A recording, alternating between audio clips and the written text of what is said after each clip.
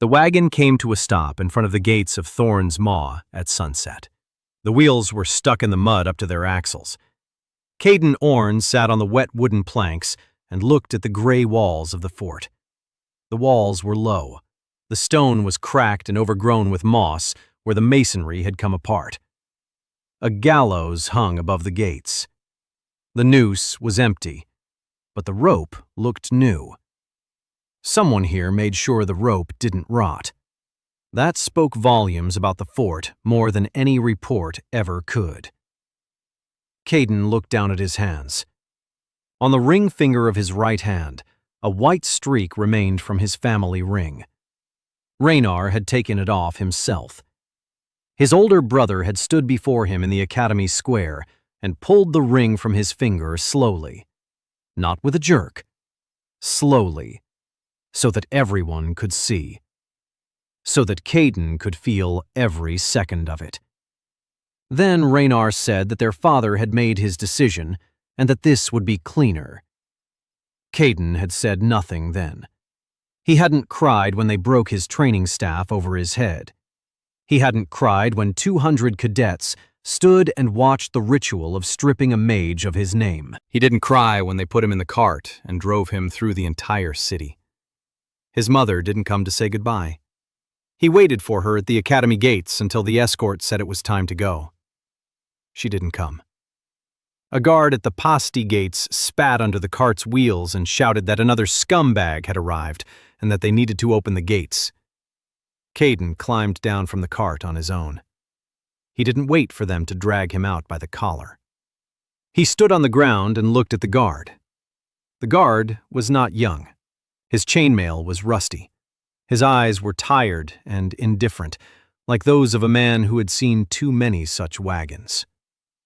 Caden said his name was Caden, that he wasn't a scrawny kid, and that the guard had better remember that. The guard grunted and turned away. The gate creaked open. Inside, the maw turned out to be even worse than it looked from the outside. The courtyard was flooded with a sludge of mud and something dark. Barracks stood in 2 rows. The planks on the walls had dried out, and gaps a finger's width thick were visible between them. A smithy was smoking by the far wall. Next to it lay a pile of scrap iron scrap metal, axes and spearheads. Everything was rusty. Everything was dull. The people in the courtyard paid no attention to Caden. There were about 20 of them. Some were hauling barrels, others were sitting against the wall, mending their boots. 2 were playing dice on an upside-down shield. No one looked up. A sergeant with a bandaged arm approached and pointed toward the farthest barracks. He said the new recruits were sleeping there, that he'd have to find his own bunk, and that dinner had been an hour ago. Caden nodded. He picked up his bag. There wasn't much in it. A change of shirt, a bar of soap, a flint, a book on field fortification tactics that he'd managed to hide among his belongings before Raynar searched his room. He'd read the book 4 times. He knew it by heart. But the paper warmed his hands when it was cold. The barracks reeked of sweat and rot. There were 30 bunks. Almost all of them were taken. Caden found an empty one against the far wall. The mattress was thin and smelled of mold. He sat down and looked around. The guy on his right was a big man with a shaved head and a scar running across his cheek. He was sleeping with his face to the wall. The guy on his left was a skinny kid with fidgety hands. He looked at Caden and asked why he was here. Caden replied that he was an empty. The kid whistled. He said they'd never had empties here before, and that they were usually sent to the mines. Caden replied that, apparently, someone had decided the maw was worse than the mines. The guy laughed. It was the first laugh Caden had heard in 3 days of travel. The sound was hoarse and short, but genuine. The guy's name was Lucas, a former clerk for the quartermaster of the 3rd Corps. He'd forged grain delivery slips. He got caught. He ended up in the maw instead of the noose because someone at headquarters decided a clerk might come in handy, even at the edge of the world. Lucas said there were 300 souls here. deserters, murderers on probation, debtors, a couple of novices expelled from their order, a healer with impure blood, a captain exiled for refusing to carry out an order to burn a village in the east. All the dregs of the empire in one place. Caden asked how often the beasts attacked. Lucas fell silent. Then he said at least once a week, sometimes more often. Mostly rothounds, small ones. But their teeth are so sharp they bite through chainmail like fabric. Last month we lost 7. The month before that, 12. They're not sending any reinforcements. Caden lay down on the mattress and closed his eyes. He thought about what he'd been told his whole life, that mana is the soul, that he had 0 mana, that he was an empty shell, a soulless creature, a mistake of nature. But if there was nothing inside him, where did this feeling come from? This fierce, stubborn thirst to live? Where did it come from if he was empty? He couldn't find the answer. He fell asleep. A scream shattered the silence 4 hours later. Caden jumped to his feet before he even realized what was happening. The barracks were already buzzing with activity. People were grabbing their weapons and running toward the door. Lucas, his hands shaking, was pulling on his boots and saying it was the hounds again. Torches were burning in the courtyard. Someone was shouting orders. The sound of blows came from the wall, dull, wet thuds. Caden ran outside and saw them. The rot dogs were scaling the wall where the masonry had collapsed. The creatures were the size of a large wolf. Their fur was brown and wet. Their eyes glowed with a dull yellow light. Black saliva dripped from their mouths. There were many of them, 20, 30, maybe more. The garrison fought them off as best they could, spears and cleavers. Not a single mage, not a single spell. Just men with iron against creatures from beyond the glass mountains. Caden picked up a shard of a spear. The shaft was snapped in half. The tip was held on by a single nail. But it was better than bare hands. The first beast leaped at him from the darkness. Caden stepped aside, not because he knew how to fight. It was because his body had decided on its own to survive. The dog flew past him and slammed into the wall of the barracks. It spun around. It bared its teeth. It leaped again. Caden thrust the spear fragment forward. The tip pierced the creature's throat. The dog wheezed and twitched. Caden threw his full weight onto it. The creature thrashed beneath him. Its claws scraped the ground. Black blood gushed onto his hands. The dog twitched one last time and went still. And then Caden felt the cold. Not from the outside, from the inside. The cold ran through his right hand, the very one holding the spear, and crept up his forearm. It passed through his shoulder. It entered his head. And there, inside his head, something opened up. Quietly, without a sound, without a flash. It just appeared. As if someone had opened a book that had always been on the shelf, but that no one had ever touched. Caden saw lines of text, not with his eyes, somewhere inside. Rotten dog. Remaining mana. 3 units. Components. Night vision. Speed boost for 3 seconds. Resistance to cadaver poison. A method for severing tendons with a precise movement of the jaw. Available for extraction. Caden knelt beside the dead creature and stared into the void. People were screaming all around him. Iron clanged. Someone fell. Someone howled in pain. And he stood there, reading the lines that only he could see. He reached out his hand and touched the dead dog again. The cold returned. He selected night vision. Without thinking, without weighing his options, he simply took the first thing he saw. The pain struck instantly, as if someone had stuck a red-hot needle into each eye at the same time. Caden fell onto his side. His body was seized by a spasm. His teeth clenched so hard that he felt the edge of a molar crack. He didn't scream. He didn't have time. His body arched, then he threw up. Then again. The third time, blood came up. He lay in the mud next to the rotting dog's corpse, vomiting blood while the battle raged around him. No one paid him any attention. The convulsions lasted a long time. Maybe an hour, maybe 2. By the time they stopped, the battle was already over. The torches were burning out. Someone was walking among the bodies, counting the casualties. Caden lay there, staring at the sky. The stars were bright, unnaturally bright. He could see every single one. He saw the rings around the moon. He saw the wisps of clouds that had previously looked like a single gray blur. His night vision was working. He turned his head. The courtyard was flooded with dark blood. The bodies of the rothounds lay in heaps. Nearby lay the bodies of humans. 4, maybe 5. He couldn't count them exactly.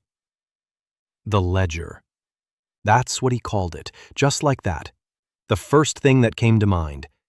The book of trash, the book of remnants, the book of what remains after death. Caden got to his feet. He was unsteady. His shirt was soaked with blood and vomit. He looked at his hands. They were trembling. But he was standing. He was alive. Empty, with 0 mana, with a spear shard and vomit on his shirt. But alive. And inside his head lay an open book that read 3 units of mana, and a list of what could be taken from the dead. Caden wiped his mouth with the back of his hand. He looked at the corpses of the rothounds scattered across the courtyard. There were more than 20 of them. He figured he had until dawn, and that each corpse was a line in his book. He picked up the spear shard and walked toward the nearest dead rot dog. There were 3 hours left until dawn. Caden walked around the courtyard and counted 26 dead rot dogs. Ever he touched each one with his hand. Each time the ledger opened and revealed lines of text. The components repeated, but not exactly. One dog's night vision was slightly sharper. For another, the acceleration lasted 4 seconds instead of 3. A third had a detail the others lacked. A sense for living blood within a radius of 30 steps. Caden didn't take everything at once. After the first stitching, his body was still aching. Every muscle hurt as if he'd been beaten. He decided to just read for now, to memorize. The book remembered everything on its own, but he needed to understand the principle. He noticed that the remnants grew weaker with every passing minute. The first dog he killed himself yielded 3 units of mana. The last one, which he found by the far wall and which had been dead for 2 hours, yielded less than a unit. Time mattered. An hour, maybe a little more. Then the residue dissipated, and the corpse became just a corpse. Caden memorized this. By dawn, he knew the contents of every dead dog in the courtyard. 26 entries in the ledger. He didn't take a single new component, just night vision from the start. The body couldn't take any more. For now. In the morning, the garrison counted its losses. 5 killed, 11 wounded, 3 seriously. Captain Morven stood in the middle of the courtyard and listened to the reports. He was a large man of about 32, broad shoulders, a red beard streaked with gray. His eyes were those of a man who had long since ceased to be surprised by bad news. He'd been exiled here for refusing to burn down a village 3 years ago. Since then, he'd kept the maw afloat through sheer stubbornness. Morwen ordered the corpses of the rotten and burned them. Standard procedure. The hide is poisonous. The meat is inedible. The bones are brittle. Nothing of use. Or so it was believed. Caden approached the captain. Morven looked him up and down. A skinny 17-year-old kid in a vomit-stained shirt with dark circles under his eyes. Caden said he needed an hour and a knife. Morven snorted. He asked if Caden was planning to loot them. Caden replied that he wanted to see what he could take from the creatures. Morven shrugged and told him to go ahead. An hour later, Caden brought back the results. 18 cleaned fangs. He laid them out on a board in front of the captain. The fangs were as long as a finger and slightly curved. Caden explained that they could be used to make arrowheads or spearheads. He couldn't explain how he knew, but these fangs would withstand the cold. Ice magic wouldn't affect them. Morven picked up one fang and turned it over in his fingers. He asked how a boy from a good family knew about resistance to magic. Caden remained silent. Then he took out a small pouch. Inside were glands the size of a grape, brown and dense. Caden said it was poison. Not lethal, paralyzing. The creature used it to immobilize its prey. If diluted properly, it could be used to coat arrowheads or sold to an alchemist. Morven said nothing. Then Caden placed a third item on the board, a sheet of paper. On the back of an old report, a map had been drawn in charcoal. A map. A simple one, lines and dots. Caden pointed to 3 dots. He said that here, here, and here, the pack leaders had stopped. He sensed it when he touched the corpses. This wasn't a random raid. It's a trail. The creatures followed it purposefully, and tomorrow, the second wave will follow it. It's getting bigger. The garrison has a day to prepare. Morven stared at the map for a long time. Then he looked up at Caden. He asked who he really was. Caden shrugged and replied that he was a nobody. That's what the papers say. Morven sat down on a barrel. He sat there for a minute, saying nothing. Then he said that Caden could do whatever didn't interfere with the garrison, and that he'd be given a corner in the smithy. The smithy stood by the western wall, a small stone building with a leaky roof, a forge, an anvil, a set of tools, half of which were dull or broken. An old mattress lay next to the forge. Caden spread it out in the corner. It was better than the barracks. It was warm here from the cooling forge. There weren't 30 people snoring here, and here he could work at night without disturbing anyone. First, he laid out the fangs and glands on the workbench. He sorted them by size. He counted them. Then he sat down and began to think. The ledger hung in his mind like a quiet backdrop, like a second layer of vision. He could open it whenever he wanted. He could close it. He could flip through the entries. 26 rot dogs, each one broken down into components, each component labeled, accessible, waiting. Caden chose the second component to stitch together, resistance to cadaveric poison. It was more practical than acceleration.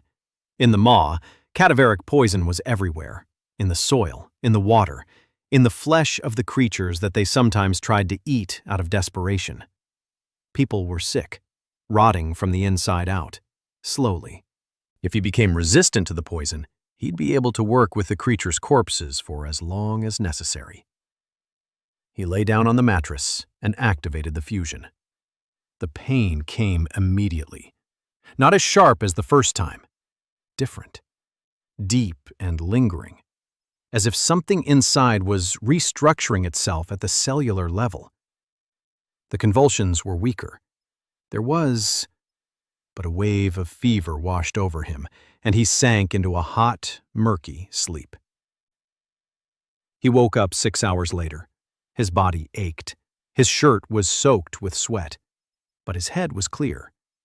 He raised his hand and looked at his skin. Outwardly, nothing had changed. But when he brought his hand to the pouch containing the poisonous glands and squeezed one of them with his bare fingers, nothing happened. Before, even a drop of this poison on his skin would cause a burning sensation and numbness. Now, nothing. It's working. He stood up and left the smithy. The sun was setting in the west. The whole day had passed while he lay there with a fever. He had to hurry. If the map was correct, the second wave would come at night. Caden found Morv near the northern wall. The captain was assigning men. 20 fighters on the wall, 10 in reserve, the rest in the barracks. Standard defensive tactics. Caden approached and said he had an idea. Morven listened. Caden spoke briefly. The trail runs through a ravine 300 paces to the east of the wall. The ravine is narrow. If we place stakes in it and stretch ropes at paw level, the pack will break formation before it reaches the wall. Half of them will break their legs. The rest will spread out in a line and come not all at once, but one by one. Morven asked where he would get the stakes. Caden said the stakes could be made from the bones of rothounds, the ones they'd killed last night. The bones were brittle, but if sharpened and driven into the frozen ground at an angle, they'd withstand a single blow. A single blow was all it took. Morven looked at him for a long time. Then he nodded. He said he'd give him 10 men and 3 hours. Caden finished the job in 2. The bones turned out to be better than he'd thought. The ledger had guided him, not with words, but with a feeling.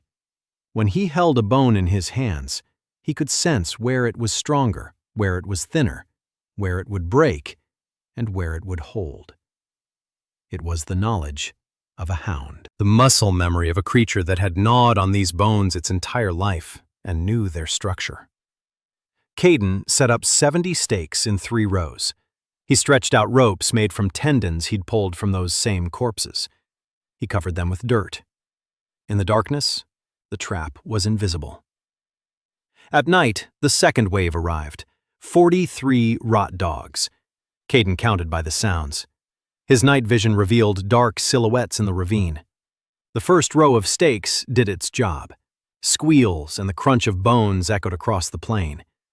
12 hounds broke their front legs within the first 10 seconds. Ropes entangled 7 more. The rest slowed down. They lost formation. They reached the wall not as a pack, but as a ragged chain. The garrison met them ready for battle. The fight lasted 40 minutes instead of the usual 2 hours. Garrison casualties? 1 killed, 6 wounded, none seriously. Morven stood on the wall after the battle, looking down at the ravine studded with stakes. Caden stood beside him. The captain was silent for a long time. Then he said the boy needed a hot meal and a clean shirt, and that tomorrow they would have a serious talk. Caden nodded. He climbed down from the wall and walked over to the corpses. He had an hour before the remains disintegrated. 43 new entries awaited their place in the ledger. The morning after the second wave, Caden saw Ari for the first time. He was carrying another sack of materials from the corpses to the blacksmith shop when he noticed a light in the infirmary window. The infirmary was an annex to the Western barracks. 3 cots, a shelf with bandages and vials, a table piled high with rags. A girl sat at the table, stitching up a wound on the forearm of a man who was gritting his teeth and staring at the ceiling. The girl worked quickly and precisely. The stitches lay even. Her hands didn't tremble. Her hood was pulled low. From beneath it, her chin and thin lips pressed into a thin line were visible. Caden stopped at the door. The girl didn't look up. She said that if he was wounded, he should sit down and wait, and if not, he shouldn't block the light. Caden said he wasn't wounded, but he had rot dog glands. It's a paralyzing poison. If diluted with water at a ratio of 1 to 20, it becomes a painkiller. Weak, but it works. Better than nothing. The girl stopped. She raised her head. Her eyes were gray with green rims. Unusual. She looked at him as if he'd said something impossible. Then she asked how he knew about diluting the poison. Caden said he'd read about it. That was a lie. He hadn't read about it. He knew because the ledger had shown him the poison's structure when he was analyzing the component. It showed how the poison worked in a dog's body, how it slowed down nerve impulses, and how, in a small dose, it didn't paralyze but simply dulled the pain. But he couldn't say that. Not now. The girl's name was Ariella Venn. Ari. She was the garrison's healer, the only one, for 300 people. Ari took the pouch of glands. She examined them. She sniffed them. Then she looked at Caden and said that if this worked, he had just made her life easier than the entire garrison had in 2 years. Caden nodded and left. He didn't stick around. He didn't wait for thanks. He had work to do. He spent the next 3 days in the smithy, sorting materials, sharpening fangs, grinding bones into powder, drying tendons. The ledger helped. It revealed the properties of each material not just as a list, but as a sensation. He'd take a bone and feel its strength as if it were his own. He'd take a tendon and know how much tension it could withstand. It was the knowledge of the creatures woven into his own body through the components he'd sewn together. On the 4th day, a fight broke out. Caden was returning from the outhouse when 3 men blocked his path. Big men. Deserters. The oldest one introduced himself as Greg. He said they didn't like it when aristocrats curried favor with the captain. He said Caden was sticking his nose where it didn't belong. He said a good-for-nothing belonged in the latrine, not in the smithy. Caden looked at them calmly. Greg struck first. His fist hit Caden's cheekbone. Caden was sent flying into the wall. The second punch landed in his stomach. Caden doubled over. The third punch hit his ribs. He fell. They kicked him, methodically, not out of malice, but with the practiced ease of people who'd done this many times. Caden covered his head with his hands and waited. When they were done, Greg leaned over and said this was a first warning. They left.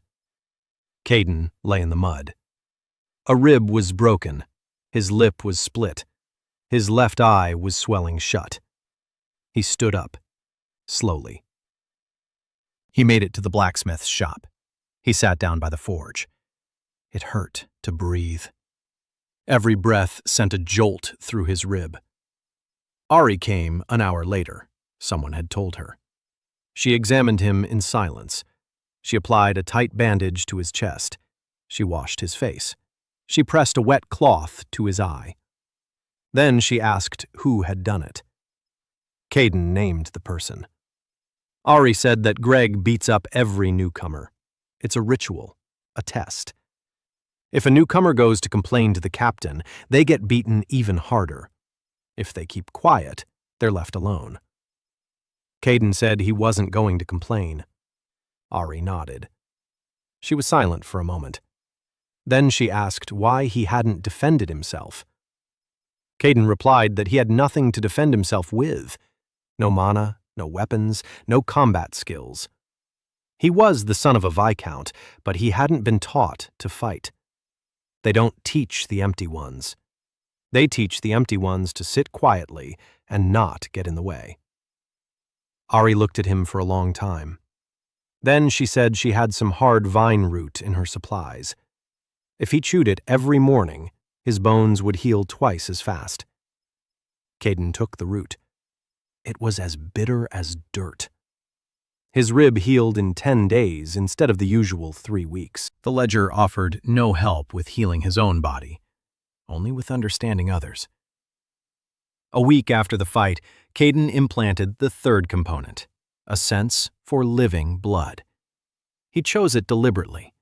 Now he could sense the presence of living beings within a radius of 30 paces, through walls, in the dark, and in the fog. The implantation was easier than the first 2 times. The convulsions lasted 4 hours. The fever lasted through the night. There was no vomiting. His body was getting used to it. Or perhaps he was getting used to the pain. The next morning, he knew the location of every person within a 30-step radius. Greg was standing around the corner from the smithy. 2 of his men were by the well. A patrol was on the wall. Ari was in the infirmary. Caden smiled. For the first time in 2 weeks in the maw, he wouldn't be caught off guard again. That afternoon, he returned to work. He shaped the rot dog fangs to the right form and took them to Morven. The captain passed them on to the garrison's blacksmith. The blacksmith was Tessa Kyle, Morven's younger sister. She had come to the maw of her own free will, to be with her brother. When Caden entered the smithy with the fangs, Tessa was standing at the anvil, straightening a bent cleaver. She was sturdy, broad-shouldered for a woman. Her right forearm was covered in old burns from the forge. Her hair was tied back in a bun. Her face was smudged with soot.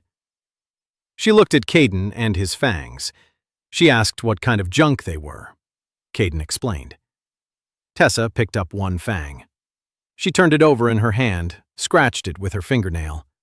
Then she clamped it in a vise and struck it with a hammer. The fang didn't split.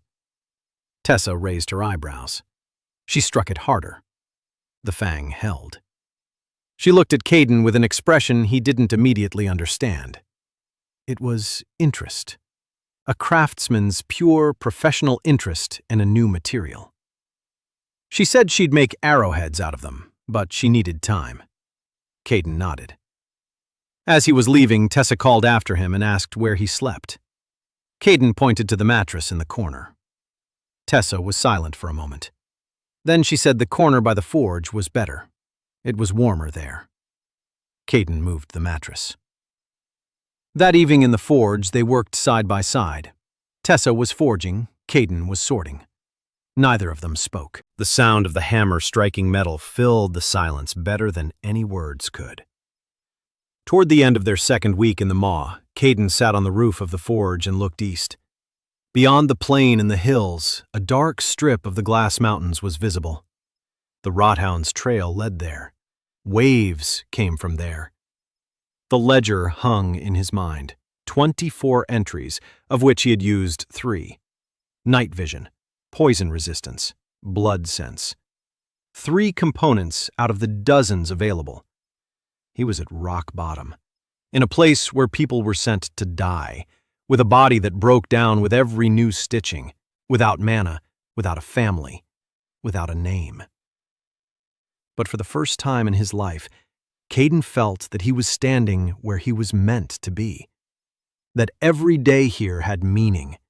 That every action he took made a difference. At the academy, he had been a mistake. In the maw, he was a man with a job. That was worth more than all the mana in the world. The third week in the maw began with rain. It rained non-stop for 3 days. The courtyard turned into a swamp. The walls began to leak where the masonry was old. The roofs of 2 barracks leaked. People were freezing. The firewood was damp and burned poorly. Caden didn't wait for anyone to ask for help. He went out into the rain and walked around the entire fort. He inspected the walls. He inspected the roofs. He inspected the well. Then he returned to the smithy and sat down to make a list. 23 gaps in the wall that could be patched with stones from the ravine. 14 holes in the roofs that could be covered with rot dog hides if treated with lye to neutralize the poison. The well needed to be deepened by 1.5 meters because the water was murky with corpse poison in the soil. He brought the list to Morven. The captain read it. He looked at Caden. He asked when the boy had managed to see all this. Caden replied that he had good eyesight. Morven grunted. He knew there was something strange about the boy, something he didn't understand. But the results were clear. The traps were working. The fangs were suitable for arrowheads. The poison had become a painkiller in Ari's hands. In 3 weeks, this skinny kid had done more for the fort than the capital's supplies had in 3 years. Morven approved the list. Caden was given 15 men for 3 days. They worked in the rain. Caden worked alongside everyone else. He hauled rocks. He mixed clay for mortar.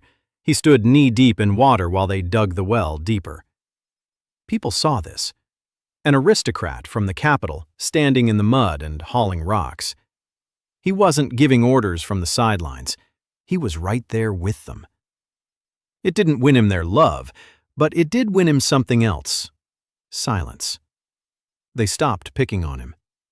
Greg walked past him by the well and didn't say a word. That was better than any acknowledgement. On the 4th night, the rain stopped, and the 3rd wave arrived.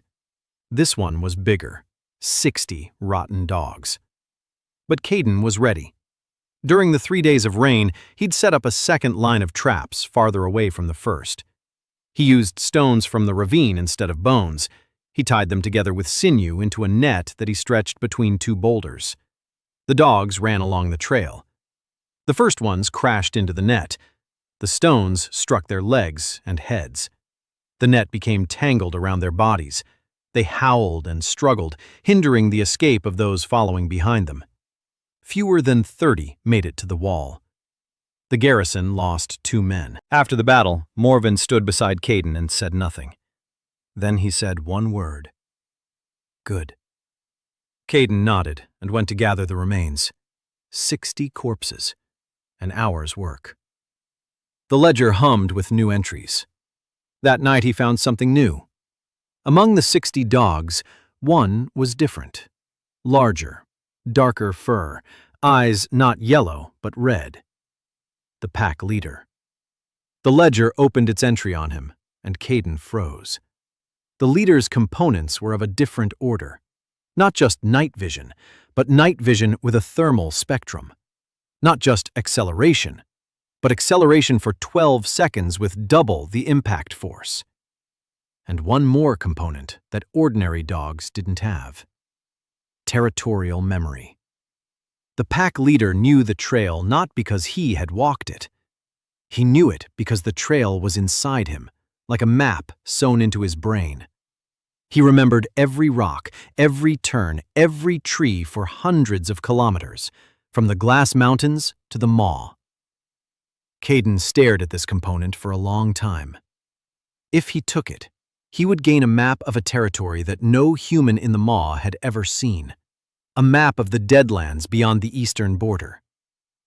But the Alpha came at a high price. The ledger showed its mana capacity. 11 units, 4 times that of an ordinary dog. The integration would be grueling. Caden took the territorial memory. The integration lasted 8 hours. He screamed. For the first time since arriving in the Maw, he screamed out loud. The pain wasn't in his eyes, as with night vision. It wasn't in his body, as with poison resistance. The pain was in his head. It was as if someone were cutting open his skull from the inside and stuffing something too big inside. The territory. 100 kilometers of ravines and dry riverbeds and dead forests and rocky wastelands. All of it poured into his brain in a single stream. Ari ran over at the sound of his screams. She found him on the floor of the smithy in a pool of sweat. His body was convulsing. His eyes had rolled back. She didn't know what to do. She wiped him down with a damp rag and held his head so he wouldn't smash the back of his head against the stone floor. 8 hours later, he came to. Ari was sitting beside him. His face was pale. Dark circles hung under his eyes. She hadn't slept all night. Caden looked at her and said he was fine. Ari replied that he wasn't fine, that his body had been on the verge of cardiac arrest, that she didn't know what was happening to him, but that it would kill him if he didn't stop. Caden sat up. His head was buzzing, but inside, a map was unfolding. He saw it the way one sees a memory. Every rock, every ravine, the dry riverbed of a river that had flowed here before the wasteland began. A dead forest of trees turned to stone. And beyond, much farther than he'd expected, at the foot of the Glass Mountains, the trail split. One branch headed south, the other headed north, and both converged at a single point. A nest. Not a burrow, not a lair, a nest. The place where the rothounds were born. Or created. Caden couldn't say for sure. The pack leader's territorial memory didn't distinguish between the two concepts. He stood up. Staggering, he made his way to the workbench. He picked up a piece of charcoal and began to draw. Ari stood nearby, watching as a map emerged from his hand. One that didn't exist in any of Erdian's archives. A map of the Deadlands, stretching from Thornmouth to the Glass Mountains. He worked for 2 hours. When he finished, the map spanned 3 sheets glued together. Morven came over when he found out. He stood over the map, and his expression shifted. First, disbelief, then understanding, then something resembling fear. He asked where it came from. Caden said it came from the leader. He said nothing more. Morven didn't press him. He was smart enough not to ask questions he wasn't ready to hear the answers to. The captain asked what Caden suggested they do with this information. Caden pointed to the spot where the trails converged.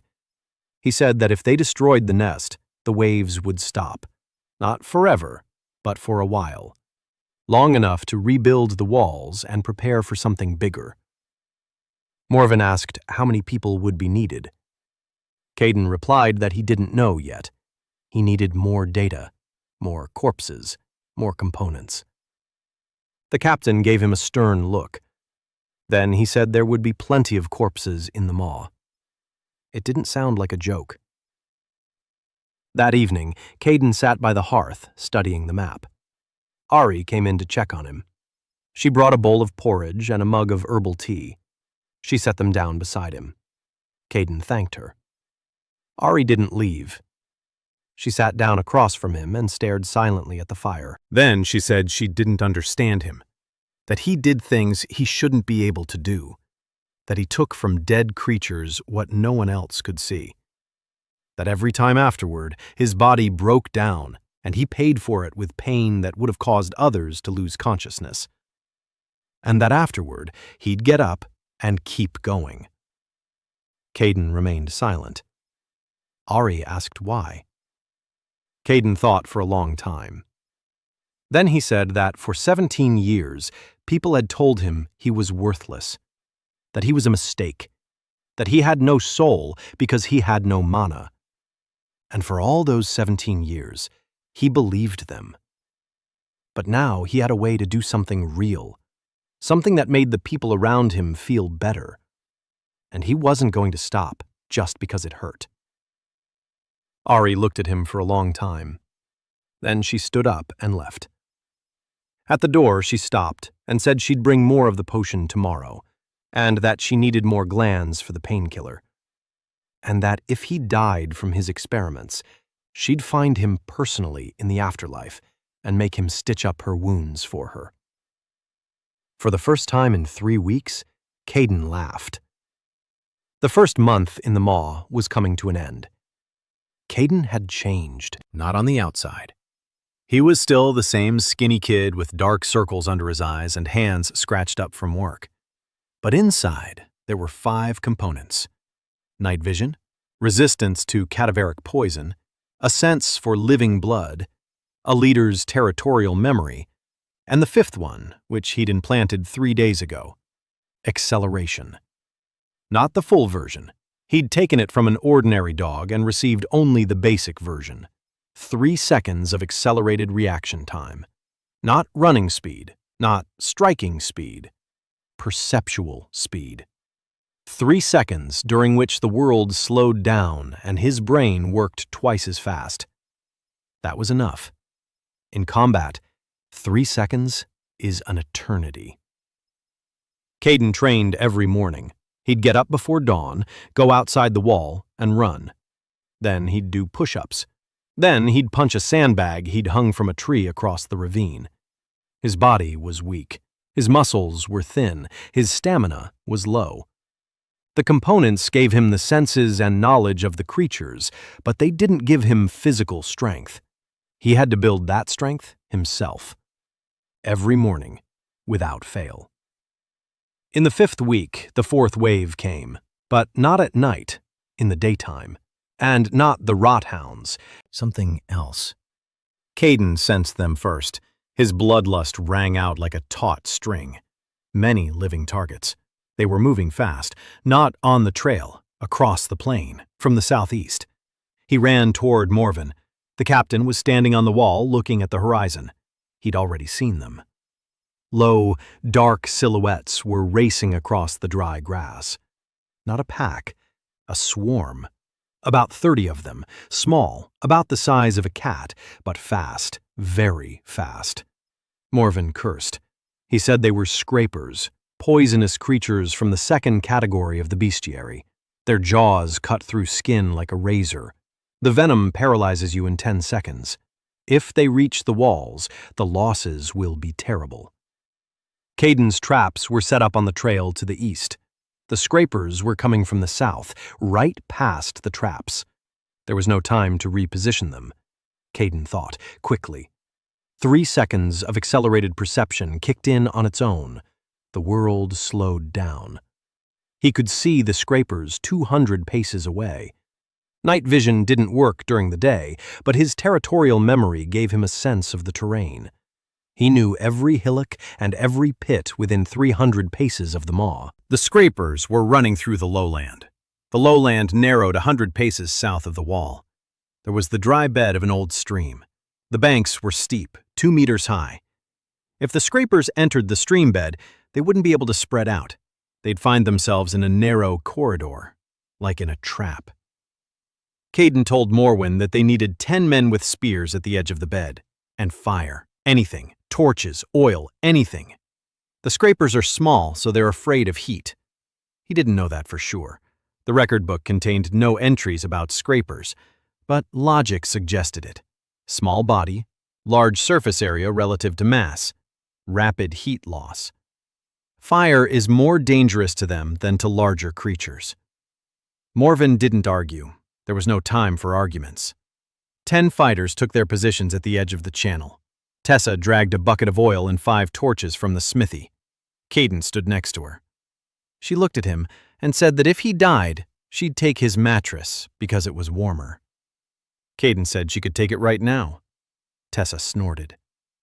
The scrapers entered the channel, all 30 of them, Caden shouted, and the fighters poured the oil down into the channel. Then they threw the torches. The channel burst into flames. The scrapers screeched. The sound was high-pitched and piercing, like iron on glass. Those that hadn't caught fire surged forward down the channel. Spears awaited them there. 8 minutes. The battle lasted 8 minutes. 23 scrabblers burned to death in the channel. 7 were speared as they tried to escape. Garrison casualties? 0. Not a single casualty. Not a single wounded. For the first time in the 3 years of the maw's existence, a wave had been repelled without a single loss. Morwen stood at the edge of the channel and looked down at the charred bodies. Then he turned to Caden. He said nothing. He just nodded. But this was a different kind of nod. Not a superior to a subordinate. An equal to an equal. Caden had gone down into the channel after the fire had died down. 30 scrapers. A new species. New components. The ledger opened, and he began to read. The scrapers were constructed differently than the rothounds. Simpler and, at the same time, more complex. Fewer physical components. But each had one ability that the hounds lacked. Collective intuition.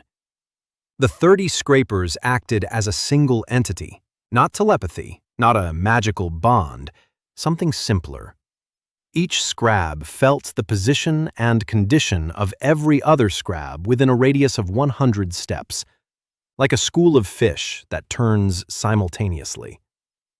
Caden stared at this component for a long time.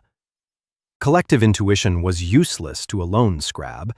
He couldn't connect to other scrabs. But if he turned it inside out, if, instead of sensing his kin, he tuned his intuition to the people nearby, not to blood, like the third component, to their condition, to their mood, to their intentions. He would sense his own people the way a scrabble senses a swarm, know who was wounded, who was tired, who was ready to run, who was ready to fight. It could be turned around. The ledger allowed him not just to take components, it allowed him to change them, to stitch them together his own way. Caden took the collective sense from the 3 scrapers and set it aside for later. He needed to think, work it out. He didn't want to rush. One mistake while assembling, and the component might not work right. or not work at all, or kill him. He climbed out of the riverbed and walked toward the gate. They were waiting for him there. Not Morven, not Ari, not Tessa. A girl, about 16 years old, red hair, a freckled nose, an innkeeper's apron. In her hands, a clay bowl of porridge and a piece of bread. She stood by the gate, waiting for him to return. She said her name was Mia, that she was the daughter of the innkeeper Lana, and that she'd seen him go down into the riverbed to the dead creatures, and that it was horrible. But then he climbed out, and she figured he must be hungry. Caden took the bowl. The porridge was hot. The bread was fresh. He ate standing by the gate while Mia stood beside him and talked. She talked a lot. About how there weren't many people at the inn today because everyone was on the walls. About how her father had argued with the grain supplier again. About how she'd never seen scrapers before, and that they were disgusting but small, and that she'd thought they'd be bigger. Caden listened. He didn't interrupt. He didn't answer. He just ate and listened. And that was good. Mia was the first person in the maw who talked to him not because she wanted something from him, not because Caden could do something for her, just because she wanted to talk. When the bowl was empty, Mia took it and said she'd bring more tomorrow. Caden said thank you. Mia smiled and ran off. That evening, Caden sat in the smithy and thought. 5 components, 30 new entries from the scrapbooks, a map of the Deadlands, knowledge of the Rothound's lair, traps that actually work, people who are starting to believe him. A month ago, he'd arrived in a cart for the doomed, empty, 0 mana, 0 prospects. Now he had a corner in the smithy, hot porridge in the mornings, a captain who listens to his advice, a healer who brings him herbal tea, a blacksmith who doesn't kick him out of her workshop, a girl who brings him food just because. It wasn't much. By the Academy's standards, it was nothing. By the Orn family's standards, it was a disgrace. But by the standards of Caden Orn, who for 17 years had been called a mistake, it was everything. He opened the ledger and began to plan.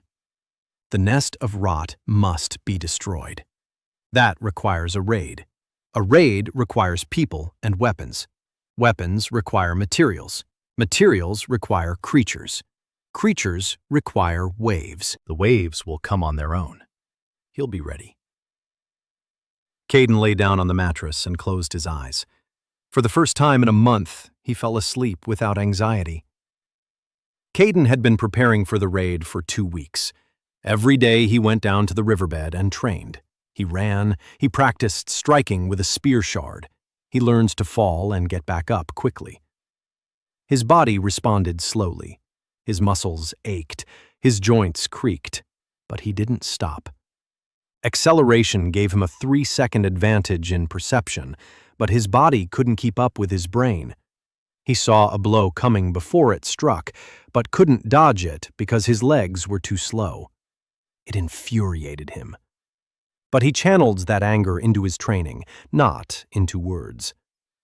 At the same time, he worked on the components of his scrapers. His collective intuition wouldn't leave him alone.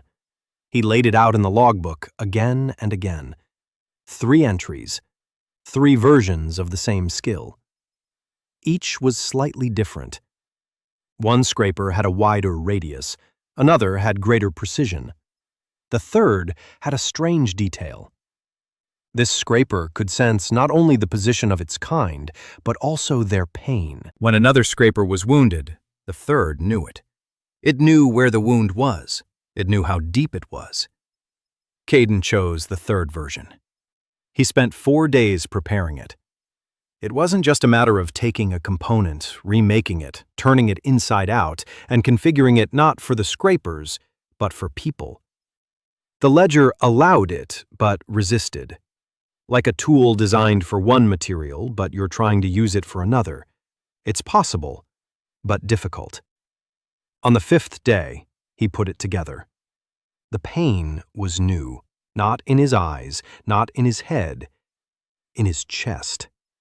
As if someone had spread his ribs apart and placed a second heart inside. Hot and foreign. The spasms lasted 6 hours. Ari sat beside him the whole time. She no longer asked why. She simply held his head and wiped away the blood when it ran from his nose. When he came to, the world had changed. Ari was sitting 2 steps away from him, and he could sense her. Not the blood, not her body heat, her state of being. Exhaustion. A deep, chronic exhaustion that lived within her like a second skin. And pain. A quiet, aching pain in her left side. Constant. Ari lived with that pain every day. Caden looked at her and asked how long her side had been hurting. Ari froze. Her face turned pale. She asked how he knew. Caden said he could see it. Ari was silent for a long time. Then she said it was the blood of the Drev. Her father was from the Drev people. Half-breeds don't live long. The blood of the Drev slowly destroys the human body from the inside. Organs, bones, nerves. She'd known this since she was 12. She had maybe 10 years left, maybe less. She'd come to terms with it long ago. Caden listened. He didn't interrupt. Then he said he hadn't come to terms with it. Ari looked at him with an expression that was both gratitude and irritation. She said he couldn't fix it, that it was genetics, not a wound. Caden replied that he couldn't yet. Ari left, but Caden was already thinking. The ledger contained regeneration components from rothounds, weak ones, designed for simple wound healing. But if he could gather enough, if he could find a creature with more regenerative abilities, if he could adapt the component to a half-breed's physiology. He put that task on hold. He didn't forget it, he just put it on hold. Right now, there was a raid. Caden assembled a team, 6 people. Himself and 5 fighters. Morven wanted to go himself, but Caden said the captain was needed at the Maw. If the raid failed, the fort had to hold. Morven argued. Caden insisted. Morven relented. It was the first time the captain had yielded to a 17-year-old boy, and both of them remembered it. 5 fighters. Caden chose them personally. Not the strongest, not the most experienced. Those who knew how to listen. First, Derek, a former sergeant, stripped of his rank for drunkenness. But when sober, Derek was the best spearman in the garrison. Caden went to him and said there'd be no drinking on the sortie. Derek replied that he knew. Caden asked if he'd go. Derek said he'd go because he was tired of sitting behind these walls and waiting to die. Second, Fell, a quiet man in his 40s, a former hunter, ended up in the Maw for killing the lord who burned down his village. The best tracker in the garrison. He roamed the Deadlands alone when the others were too afraid to go beyond the wall. Third, Nara, a woman in her 30s, a former at a border garrison. She deserted when her commander ordered them to abandon the wounded during a retreat. She didn't abandon them. She carried 3 of them on her back. Then she was tried and sent to the Maw. Fourth, Bram, a young man in his 20s, a debtor. He gambled away his father's money. Not a fighter, but fast. The fastest runner in the garrison. If anything went wrong, someone would have to run all the way to the Maw to warn them. Fifth, Greg. The very same Greg who beat up Caden during the first week. Caden went up to him and said he needed a man who wasn't afraid to fight. Greg stared at him for a long time. Then he asked if it was a joke. Caden replied that it wasn't. Greg asked why he would want to take on the guy who'd beaten him up. Caden said he needed a fighter, not a friend. Greg grunted and agreed. The expedition began at dawn on the 3rd day of the 6th week. The 6 of them went out through the eastern gate and set off along a trail that Caden knew by heart. The leader's territorial memory guided him as if on rails. Every rock, every turn. He led the way. Behind him was Fel, then Nara and Greg. Derek, spear in hand, brought up the rear. Bram walked with ease, glancing around. The Deadlands began 5 kilometers from the maw. The grass ended abruptly, as if someone had drawn a line and declared that beyond it, there was no life. The ground was gray, dry, cracked. Trees stood there, but they weren't alive. Petrified trunks, branches like a dead man's fingers. The silence was thick. No wind, no birds, no insects. Only the crunch of the earth under their boots. Their collective intuition was working. Caden could sense each of the 5. Derek is calm. Fel is focused. Nara is tense but in control. Bram is nervous. Greg is angry, but that's his usual state. 2 hours later, they entered a dry riverbed. Here, the trail led downward. The walls of the riverbed rose steeply. The rocks were smooth and dark. It smelled of something strange. Caden stopped. His blood sense was silent. Not a single living creature within a radius of 30 paces. But his territorial memory told him there should be a turn here, and beyond the turn, a burrow. Not a nest, a burrow, a waypoint, a place where the pack leader rested on the way to the maw. Caden raised his hand and the group stopped. He whispered that what lay beyond the turn might be empty, or it might not. Derek raised his spear. Greg drew his cutlass. Fel drew his bowstring taut. Caden peered around the corner. The burrow was empty, but not entirely. Bones lay on the floor. Lots of bones, human and non-human. Something glinted among them. Caden stepped inside, carefully, checking every step with his instincts. Nothing alive. He bent down and picked up the object. A wand. Broken. The shaft was split in 2. The pommel had lost its gem. But the runes on the shaft still glowed with a faint blue light. Dead mana. The remnant of the power of a mage who had died here at an unknown time. The ledger opened. A staff of the School of Wind.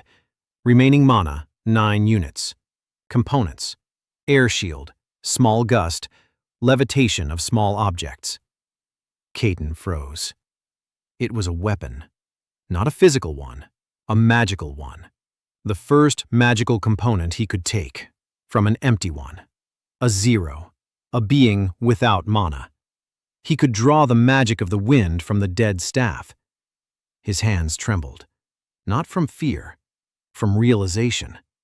If he could draw magic from broken wands, then every looted altar, every battlefield, and every mage's grave became an arsenal for him. What was trash to others was a gold mine to him. He put the wand in his bag. He didn't cast the binding spell here. Not in the burrow.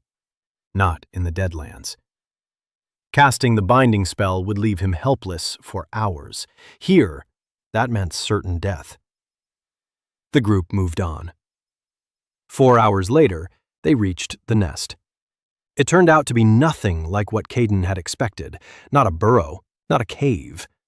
A pit. A huge pit in the ground, 30 meters in diameter.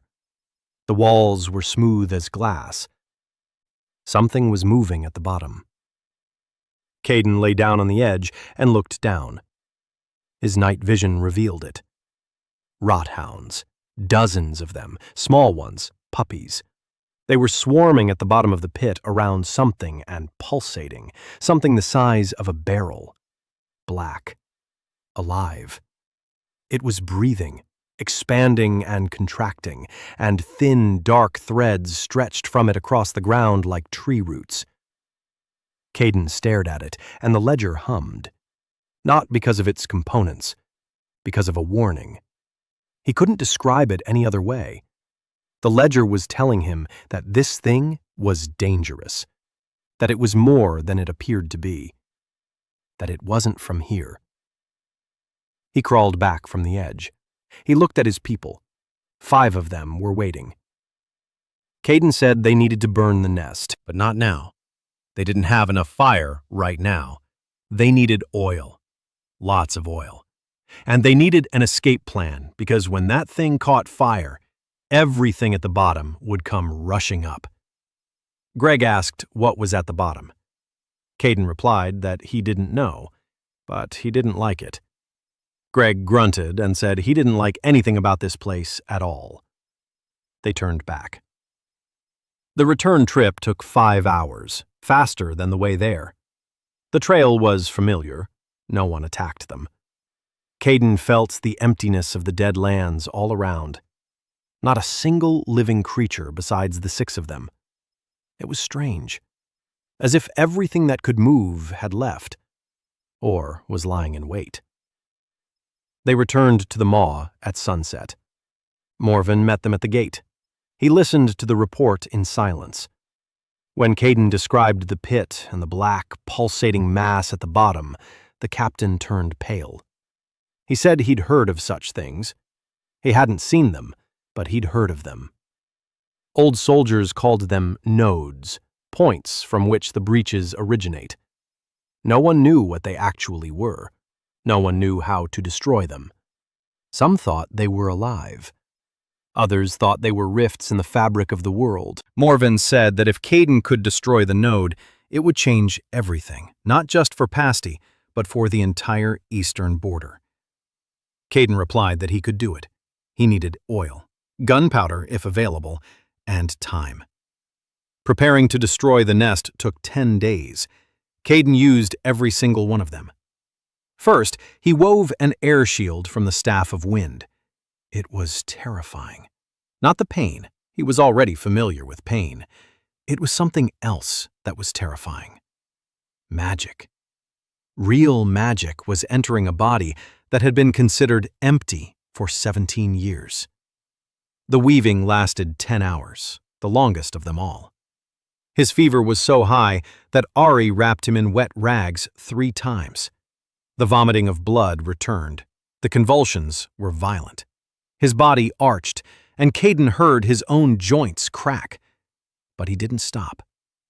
In the morning, he lay on the mattress and stared at the smithy's ceiling.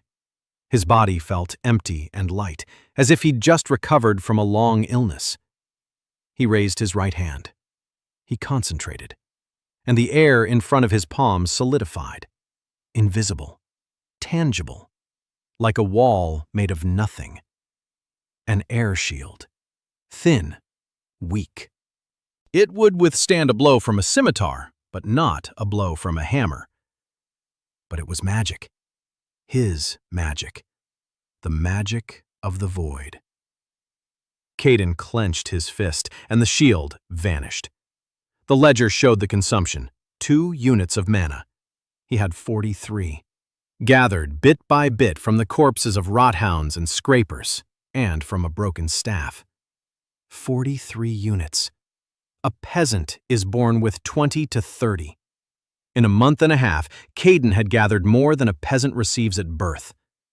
But he was as far from a combat mage graduate with 300 to 500 units as he was from the moon. It didn't matter. He didn't need to be a mage. He needed to be a master. While he was recovering, Tessa worked. Caden gave her the leader's fangs and the bones of the scrapers and explained what he needed. 6 spearheads, cold-resistant, razor-sharp, and lightweight. Tessa listened without interrupting. Then she asked how he knew what properties these materials had. Caden said he could feel it. Tessa looked at him for a long time. Then she said that people who can feel a material are either masters or madmen, and that she hadn't decided yet which one he was. She worked for 3 days. Caden sat nearby and watched. Tessa forged as she breathed. Every strike was precise. Every movement was measured. She spoke to the metal, not with words, with her hands. She knew when to strike harder, when to be gentler, when to stop. Caden realized she wasn't just a blacksmith. She was an artist who'd been given an anvil instead of a canvas. On the third day, the tips were ready. Tessa placed them on the workbench, and Caden picked one up. He ran his finger along the blade. A thin, red line appeared on his skin. The sharpness was perfect. Tessa looked at his finger and at the blood. Then she said that if he was going to test every tip with his own fingers, he'd soon run out of fingers. Caden said he had spares. For the first time, Tessa laughed in front of him. She didn't snort. She didn't chuckle. She laughed. The sound was low and warm. Caden remembered it. They found oil in the fort's cellars, 30 liters, an old supply they'd been saving for the lamps for the winter. Morven gave up half, 15 liters. Caden said that wasn't enough. They needed more. Morven asked where to get it. Caden replied that the fat sacks of the rot dogs contained fat that burned just as well as oil. If they rendered it from the carcasses, they could get another 20 liters. The problem is that the carcasses have to be butchered before burning, but the garrison is used to burning them right away. Morven ordered that the next creatures not be burned, but given to Caden. 3 days later, a small pack arrived. 12 rothounds. The traps in the ravine killed 4 of them. The rest were finished off on the wall. Caden butchered all 12 carcasses in 4 hours. He rendered the fat, 22 liters. The ledger collected 12 new entries along the way. Nothing new regarding components, but mana was dripping in. 5 units, for a total of 46. At the same time, Caden was working on a plan to destroy the nest. He drew diagrams. He measured distances. He calculated escape routes. Helen North was helping. She had quietly entered his life, like a book you don't notice on the shelf until you pick it up. Helen was the garrison archivist, a former novice of the Order of the Silent Sisters. She had been exiled for the heresy of doubt. She had questioned the dogma. She had asked a question to which the Order had no answer. For this, she was defrocked and sent to the ends of the earth. She kept the archives of the Maw, old reports, maps, 10 years' worth of duty logs. No one read them, except her. Caden came to her for data on previous breaches. Helen sat at a desk piled high with papers. Thin, dark hair cut short, glasses perched on her nose. Her face was sharp and unkind. She looked at Caden and asked what he wanted.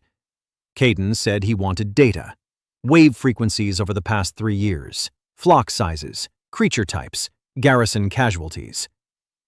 Helen leaned back in her chair. She asked why an empty-headed fool needed the data.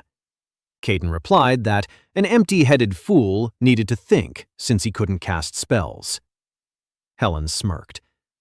It was the first reaction she'd had toward him that wasn't fear, contempt, or pity. It was an assessment. She was assessing him as an equal, and she decided he was worth her time. In 2 days, they combed through the entire archive. Helen knew 6 dead languages and read the old reports like novels. She found patterns that Caden had missed. The waves didn't come at random. There was a rhythm. A small pack every 7 to 10 days, a large one every 3 to 4 weeks, something new every 3 months, a new type of creature.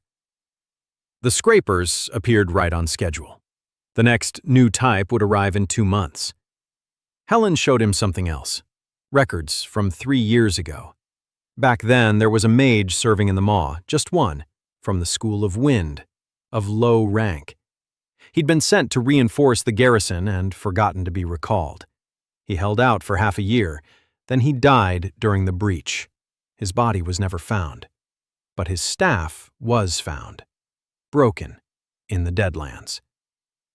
Caden took the staff he'd brought from the burrow out of his bag. He showed it to Helen. She looked at the runes. She read the name. The mage's name was Elias Thorn, School of Wind, 3rd rank, 128 mana units. Helen said it was his staff, that she remembered his name from the journal. Caden nodded. Elias Thorne had died 3 years ago in the Deadlands, and his staff had been lying in a rot dog burrow, waiting for someone who would pick it up. 9 units of mana out of 120. The rest had dissipated over the course of 3 years. But 9 units were enough for Caden to cast an air shield. Helen asked what he had done with the staff. Caden remained silent. Helen didn't press the issue. She was smart enough to realize that some answers are best learned gradually. The 10th day of preparation. Everything was ready. 37 liters of fuel, 6 darts with Tessa's tips, ropes, torches. Caden gathered the group, the same 5. Derek, Fell, Nara, Bram, Greg. He explained the plan. Go down to the pit, pour fuel over the bottom, set it on fire. Move north along the riverbed where the walls are lower and they can climb out. If the creatures crawl out of the pit, hit them with the darts. If there are too many creatures, Bram runs into the maw for reinforcements. Greg asked, "What if that black thing from the bottom crawls out?" Caden replied that in that case, they'd all run. Greg said it was the first sensible plan he'd heard in the maw. On the morning of the 11th day, the group walked out through the gate. Ari stood at the entrance to the garden and watched them go. Tessa stood by the smithy. Mia stood by the inn with a bowl in her hands. She'd brought porridge, but Caden had already left. Helen stood on the wall with a spyglass. She said she'd keep watch as long as she could see them. Caden turned around once. He looked at the maw. Gray walls, smoke from the chimneys, people on the walls. A month and a half ago, this was the place they'd sent him to die. Now, it was the place he wanted to return to. The journey to the nest took 4 hours, faster than the first time. The trail was familiar, and the group moved with confidence. Caden led the way. Their collective intuition worked seamlessly. He felt each of the 5 as if they were parts of himself. Derek was focused and calm. The spear lay in his hand as if it were an extension of him. Fell glided across the ground as silently as a shadow. Nara walked steadily and controlled her breathing. Bram was nervous but kept up the pace. Greg was angry and ready to fight, as usual. The Deadlands were quiet, quieter than last time. Caden stopped twice to listen. His blood sense was silent. Not a single living creature within a radius of 30 paces. No rats, no insects, nothing. Fell noticed it too. He said quietly that the earth smelled different, more sour, as if something were rotting beneath the surface. Caden nodded. They reached the pit at noon. The sun was high in the sky, and its light fell directly onto the bottom. Caden lay down on the edge and looked down. What he saw was worse than 10 days ago. The black mass at the bottom had grown, not twice as large, 3 times as large. It covered almost the entire bottom of the pit. It pulsed faster. Threads radiated from it not only along the bottom, but also up the walls of the pit, like veins, dark and alive. There were more rot dog pups, not dozens, hundreds. They were wriggling across the surface of the mass like worms. Caden crawled away from the edge. His face was calm, but his collective intuition gave him away. The 5 of them sensed his alarm, not through words, through a feeling. They didn't know how it worked, but something in the air had changed when Caden tensed up. He told them what he had seen. The mass had grown. There were more creatures. The plan hadn't changed, but time was running out. If they waited another week, the mass would grow to the edges of the pit and spread across the surface. Then there would be no way to destroy it. They had to act now. Derek asked if they had enough fuel. Caden replied that there would be enough if they hit the exact center of the mass. Not the edge, the center. To do that, someone would have to go down. Silence. The 5 of them stared at the pit. The walls were smooth. It was about 10 meters deep. At the bottom were hundreds of pups and black, pulsating slime. Caden said he'd go down himself. Greg said that was stupid. Caden replied that he was the only one who could move among the creatures without being detected. His resistance to cadaveric poison meant his scent was indistinguishable from that of dead earth. He'd be invisible to the pups until he started moving too fast. Greg said it was still a stupid idea. Caden tied a rope around his waist. Derek and Greg held the other end. Nara and Fell stood with javelins, ready to strike the pups if they climbed up. Bram stood 10 paces from the pit, ready to run. Caden slung a flask of flammable liquid over his shoulder. 15 liters. Heavy. He stepped over the edge and began climbing down the wall. The wall was smooth, but strands of black mass formed protrusions he could grip. He tried not to touch them, but sometimes he had to. The strands were warm. They pulsed beneath his fingers as if alive. The ledger hummed a warning. Every time he touched a strand, the ledger told him it was dangerous, that he shouldn't touch it, that he needed to let go and leave. Caden didn't listen. He kept descending, meter by meter. The smell below was thick, sour, and sweet at the same time, like rotting fruit in a barrel of vinegar. The puppies were scurrying around 5 meters below him. They didn't notice him. His resistance to poison was working. His scent was that of dead earth. To them, he was part of the pit. 3 meters to the bottom. 2. 1. Caden touched the surface of the mass with his foot, and the ledger exploded. Not with pain, with information. Hundreds of lines surged into his head at once. The black mass was not a creature. It was a point of transition, a rupture, a crack between this world and something else. Mana seeped through it. Alien. Dark. Unlike anything in Erdian. This mana was what created the creatures. It didn't give birth to them. It assembled them from the dead matter of earth, stone, and remains. The rot hounds weren't living beings. They were constructs made of filth and alien mana. That's why they can't be eaten. That's why their hide is poisonous. That's why their bones are brittle. They hadn't evolved. They'd been cobbled together.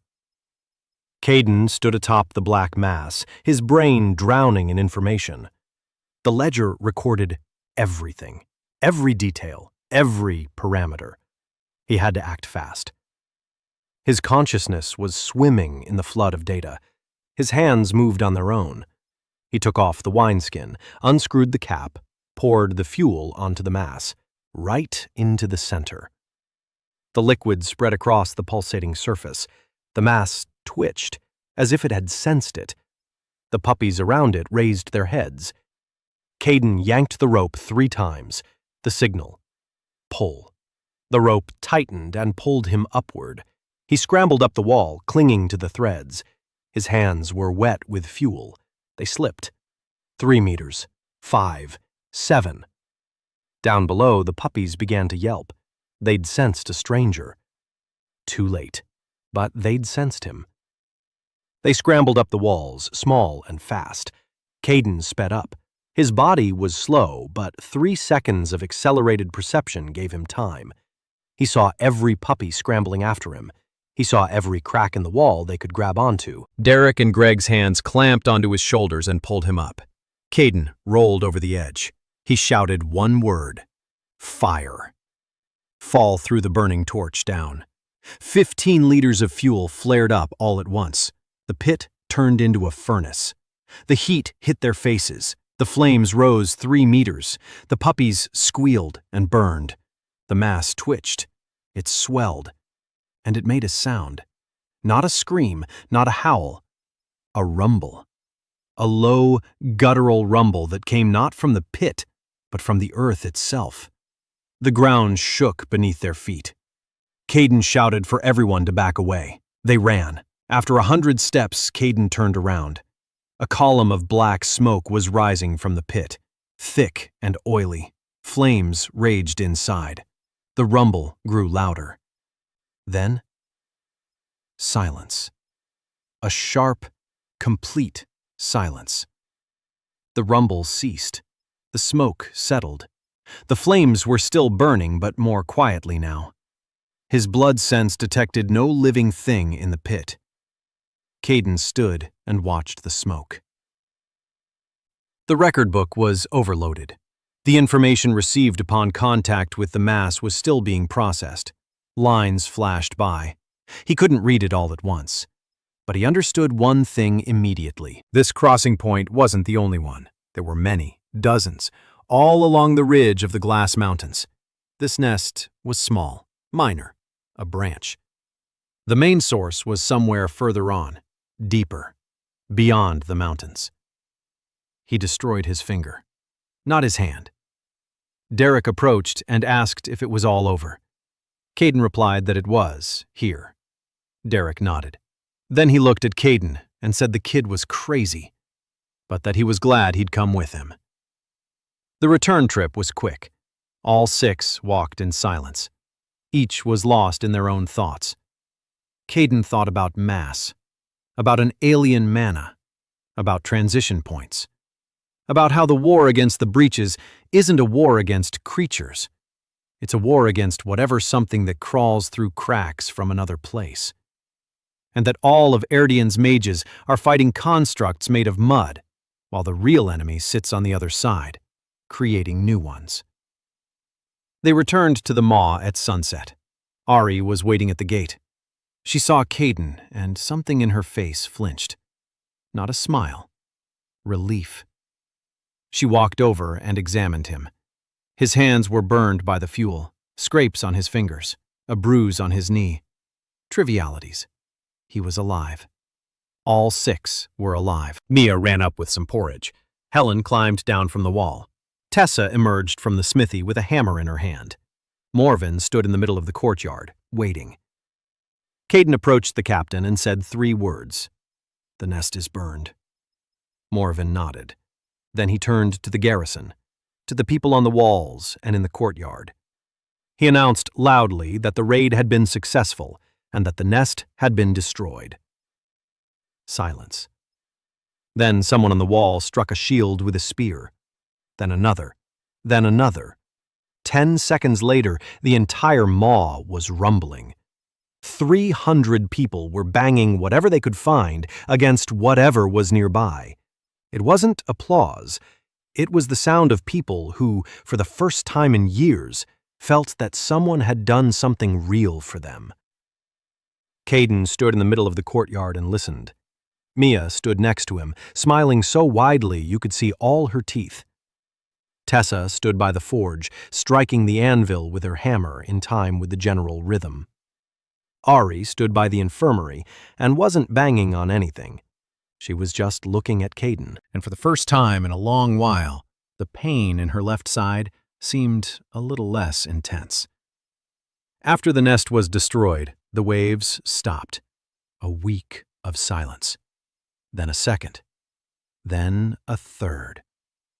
For the first time in 3 years, it was quiet in the maw. There was no need to sleep with a weapon. There was no need to flinch at every sound from behind the wall. People began to breathe. Morven put the silence to good use, repairing the walls, deepening the well, clearing the yard. Chores that had been put off for years because every week someone died and all their energy went into simply staying alive. Caden used the silence in his own way. He worked. Every day from dawn until dusk. The ledger contained hundreds of entries.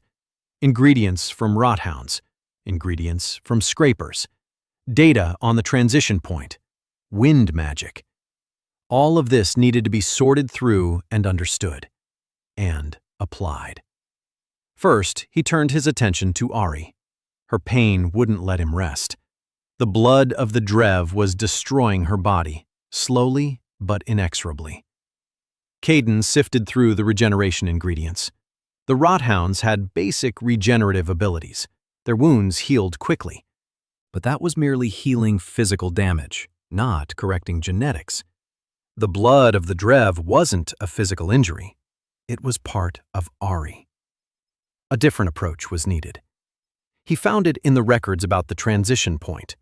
Among the hundreds of lines the ledger had recorded upon contact with the black mass, there was one he had initially overlooked: adaptation of form. Through the crack, the alien mana had adapted dead matter to its own needs. It turned stone into bone, mud into muscle, dust into skin. It didn't repair the damage, it changed the very nature of the material. If he could isolate this component and reduce it, compress it, bring it down to a minimal dose, he could create a compound that would adapt the human body to the presence of the ancient's blood. It wouldn't heal, it wouldn't remove it. It would force the body to accept its dual nature, to stop rejecting it. Caden had been working on this for a week. He dissected the adaptation component, took it apart piece by piece, removed everything related to foreign mana and dead matter, left only the principle, the pure mechanics of adaptation. Then he needed a carrier, a formulation he could give to Ari. Not a fusion. Ari couldn't undergo a fusion. It would kill her. He needed an artifact, something that contained the component and released it slowly, drop by drop, every day. He remembered the glass vials. In the infirmary, Ari kept tinctures in small glass vials. Caden took one, an empty one. He rinsed it and dried it. Then he sat down at the forge and began to work. He poured the adaptation component into the glass, not with his hands, not with magic, but with the ledger. It was like stitching in reverse, not inward, but outward, into an object. The book resisted. It was attuned to his body, to his bones, muscles, and nerves. Pouring the component into the glass was like writing with his left hand. Possible, but agonizing. He fiddled with it for 3 nights. He didn't sleep.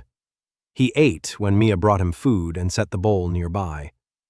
Tessa stopped by the forge a couple of times and saw him hunched over the workbench with a vial in his hands. She didn't ask what he was doing. She just set a mug of water nearby and left.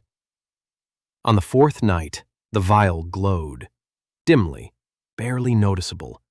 But Caden saw it. The ledger confirmed it. The component was inside. Stable. Ready to deliver the adaptation drop by drop. 1 drop a day on the tongue for a month, then a break, then another month.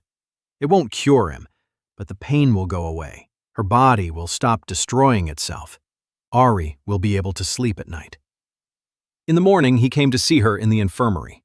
She was sitting at a table, bandaging the arm of a soldier who had cut himself while chopping wood. Caden waited. When the soldier left, he placed the vial on the table. Ari looked at it. The vial was small, made of glass. Something glimmered inside. She looked up at Caden.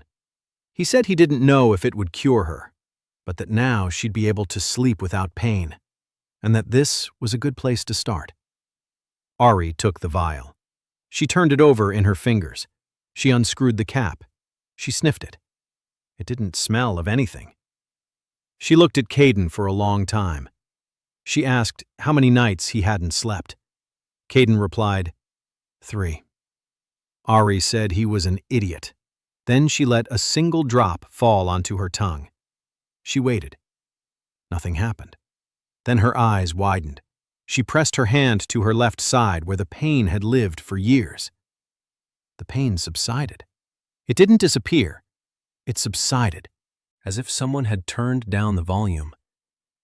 Ari stood there, breathing, slowly, deeply, like someone who, for the first time in years, could take a deep breath without feeling a sharp pang inside. She looked at Caden.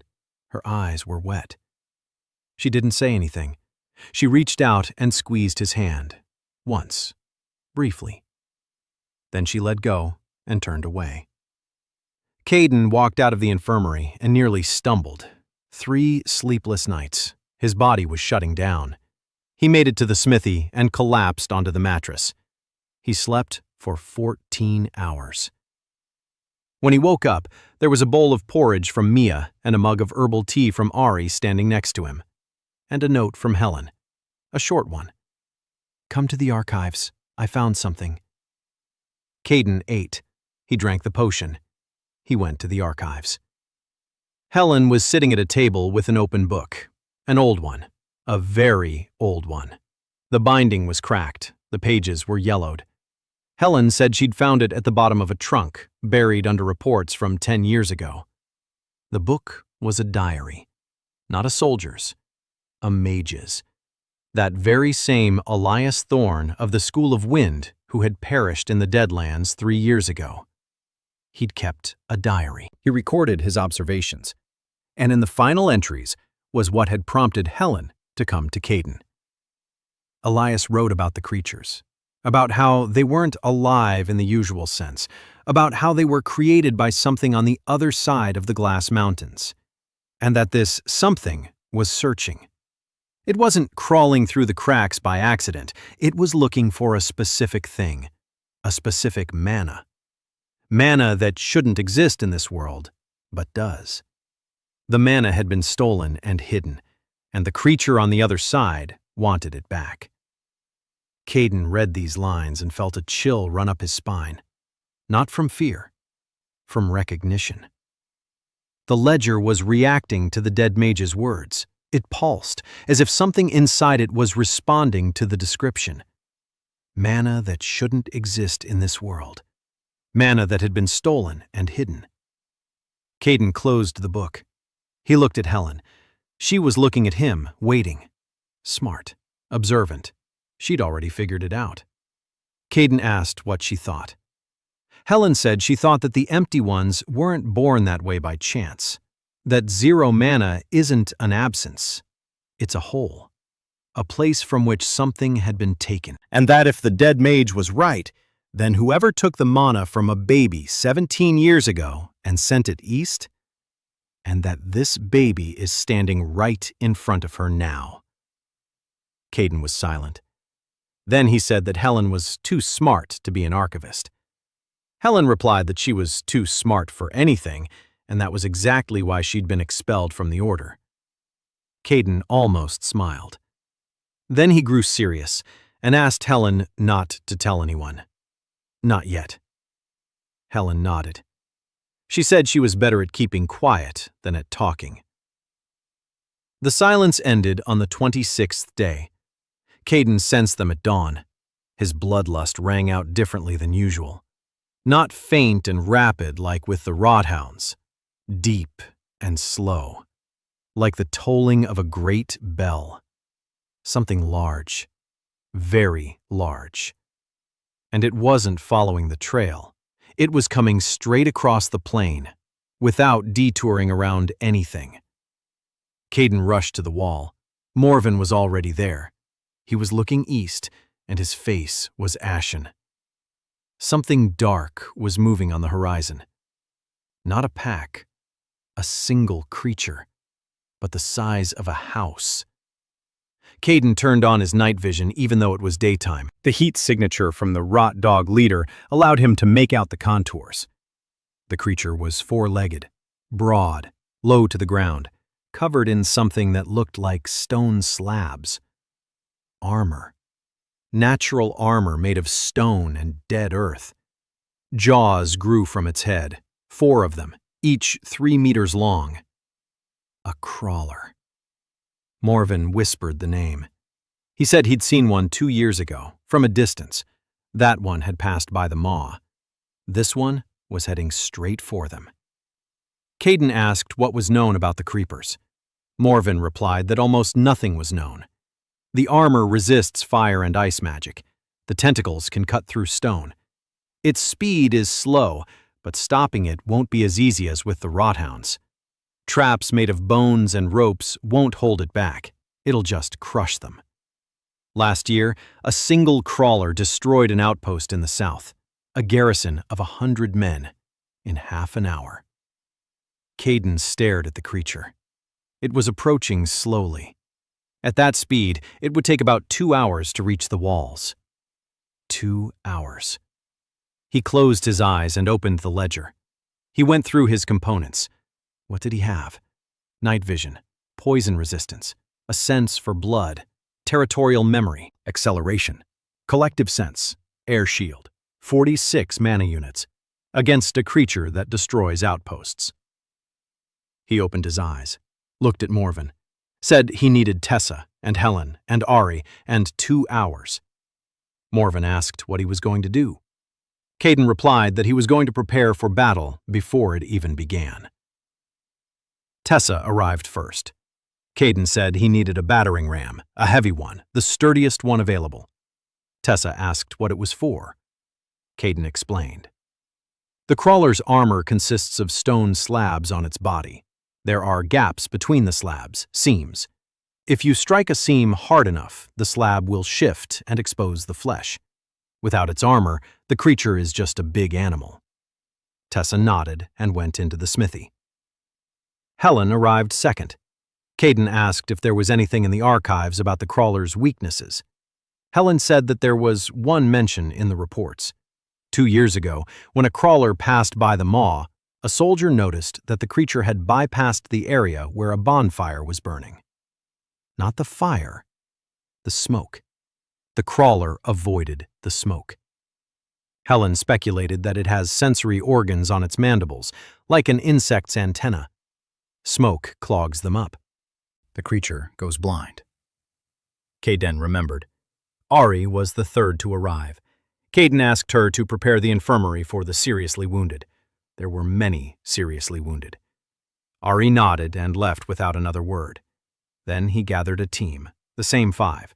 Derek, Fell, Nara, Bram, Greg, and a 6th, himself. The plan was simple. Simple didn't mean easy. Phase 1, a smoke screen. Wet grass and damp rags on bonfires along the eastern wall. Maximum smoke. That would blind the creature. Phase 2. When the creature slows down in the smoke, the group of 6 will exit the gate and approach from the side. Fell and Nara will distract the creature by throwing darts into its jaws. Don't wound it, just enrage it. Force it to turn around. Stage 3. When the creature turns, it will expose its side. Derek and Greg ram the joint between the slabs with a battering ram. 1 strike. If the slab shifts, Caden slips into the gap and finishes it off. Phase 4. If things go south, Bram runs to the gate and yells for everyone to fall back. The garrison closes the gate and prays. Greg asked what he meant by Caden slips into the gap.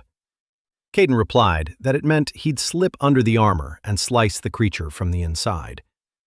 Greg looked at him like he was crazy. Caden said he had an air shield, poison resistance, and speed boosts.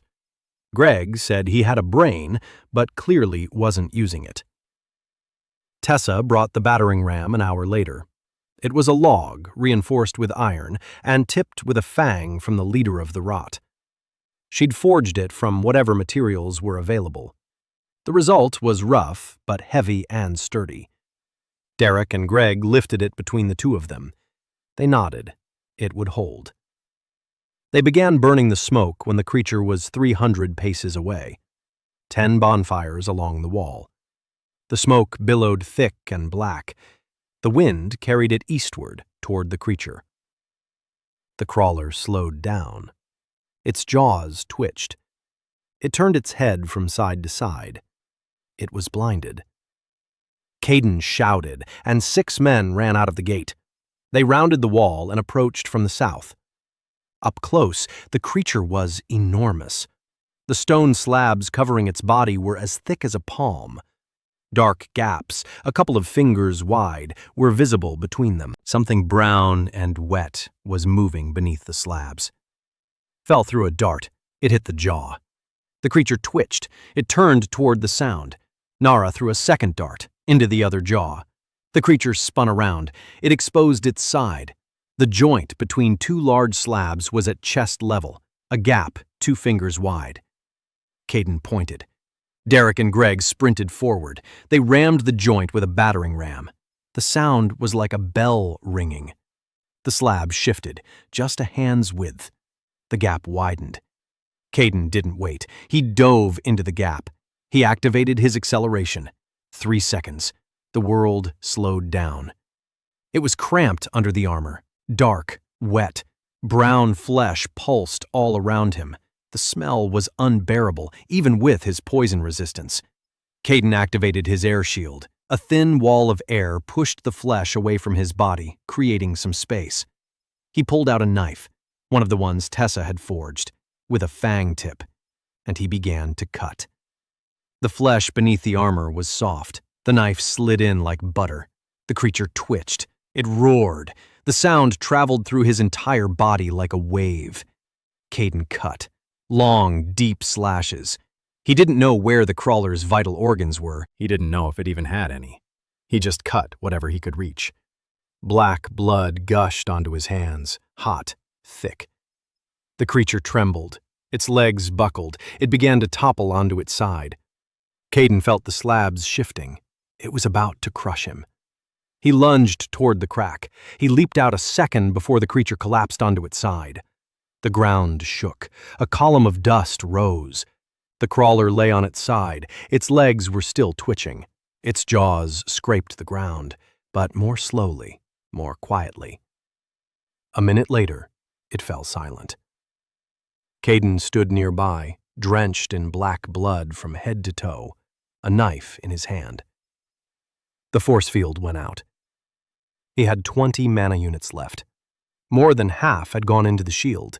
It was costly, but it had held, and the creature lay there. His collective sense detected his people. All 5 were alive. Derek was breathing heavily. Greg's shoulder ached from the ram's blow.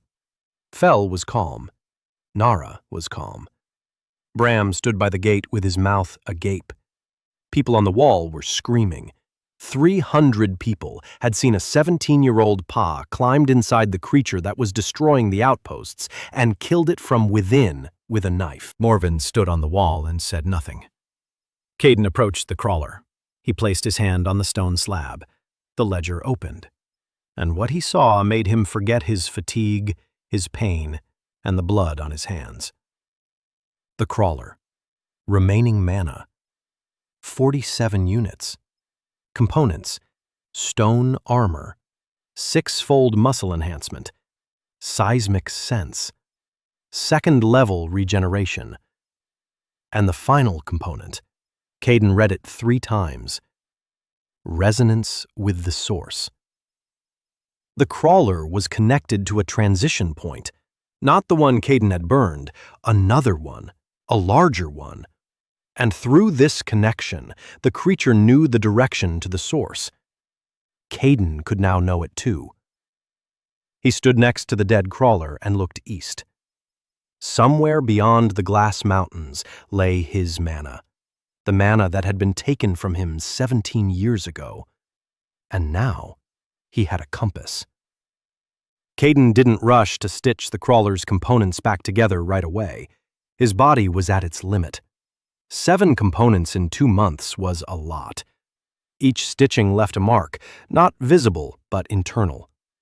The ledger showed that his body was adapting more and more slowly, like a wall into which too many nails had been hammered. Each subsequent one held together less well. He needed a break, at least a week. He spent that week differently than he'd expected. Not in the forge, not poring over maps. Among people.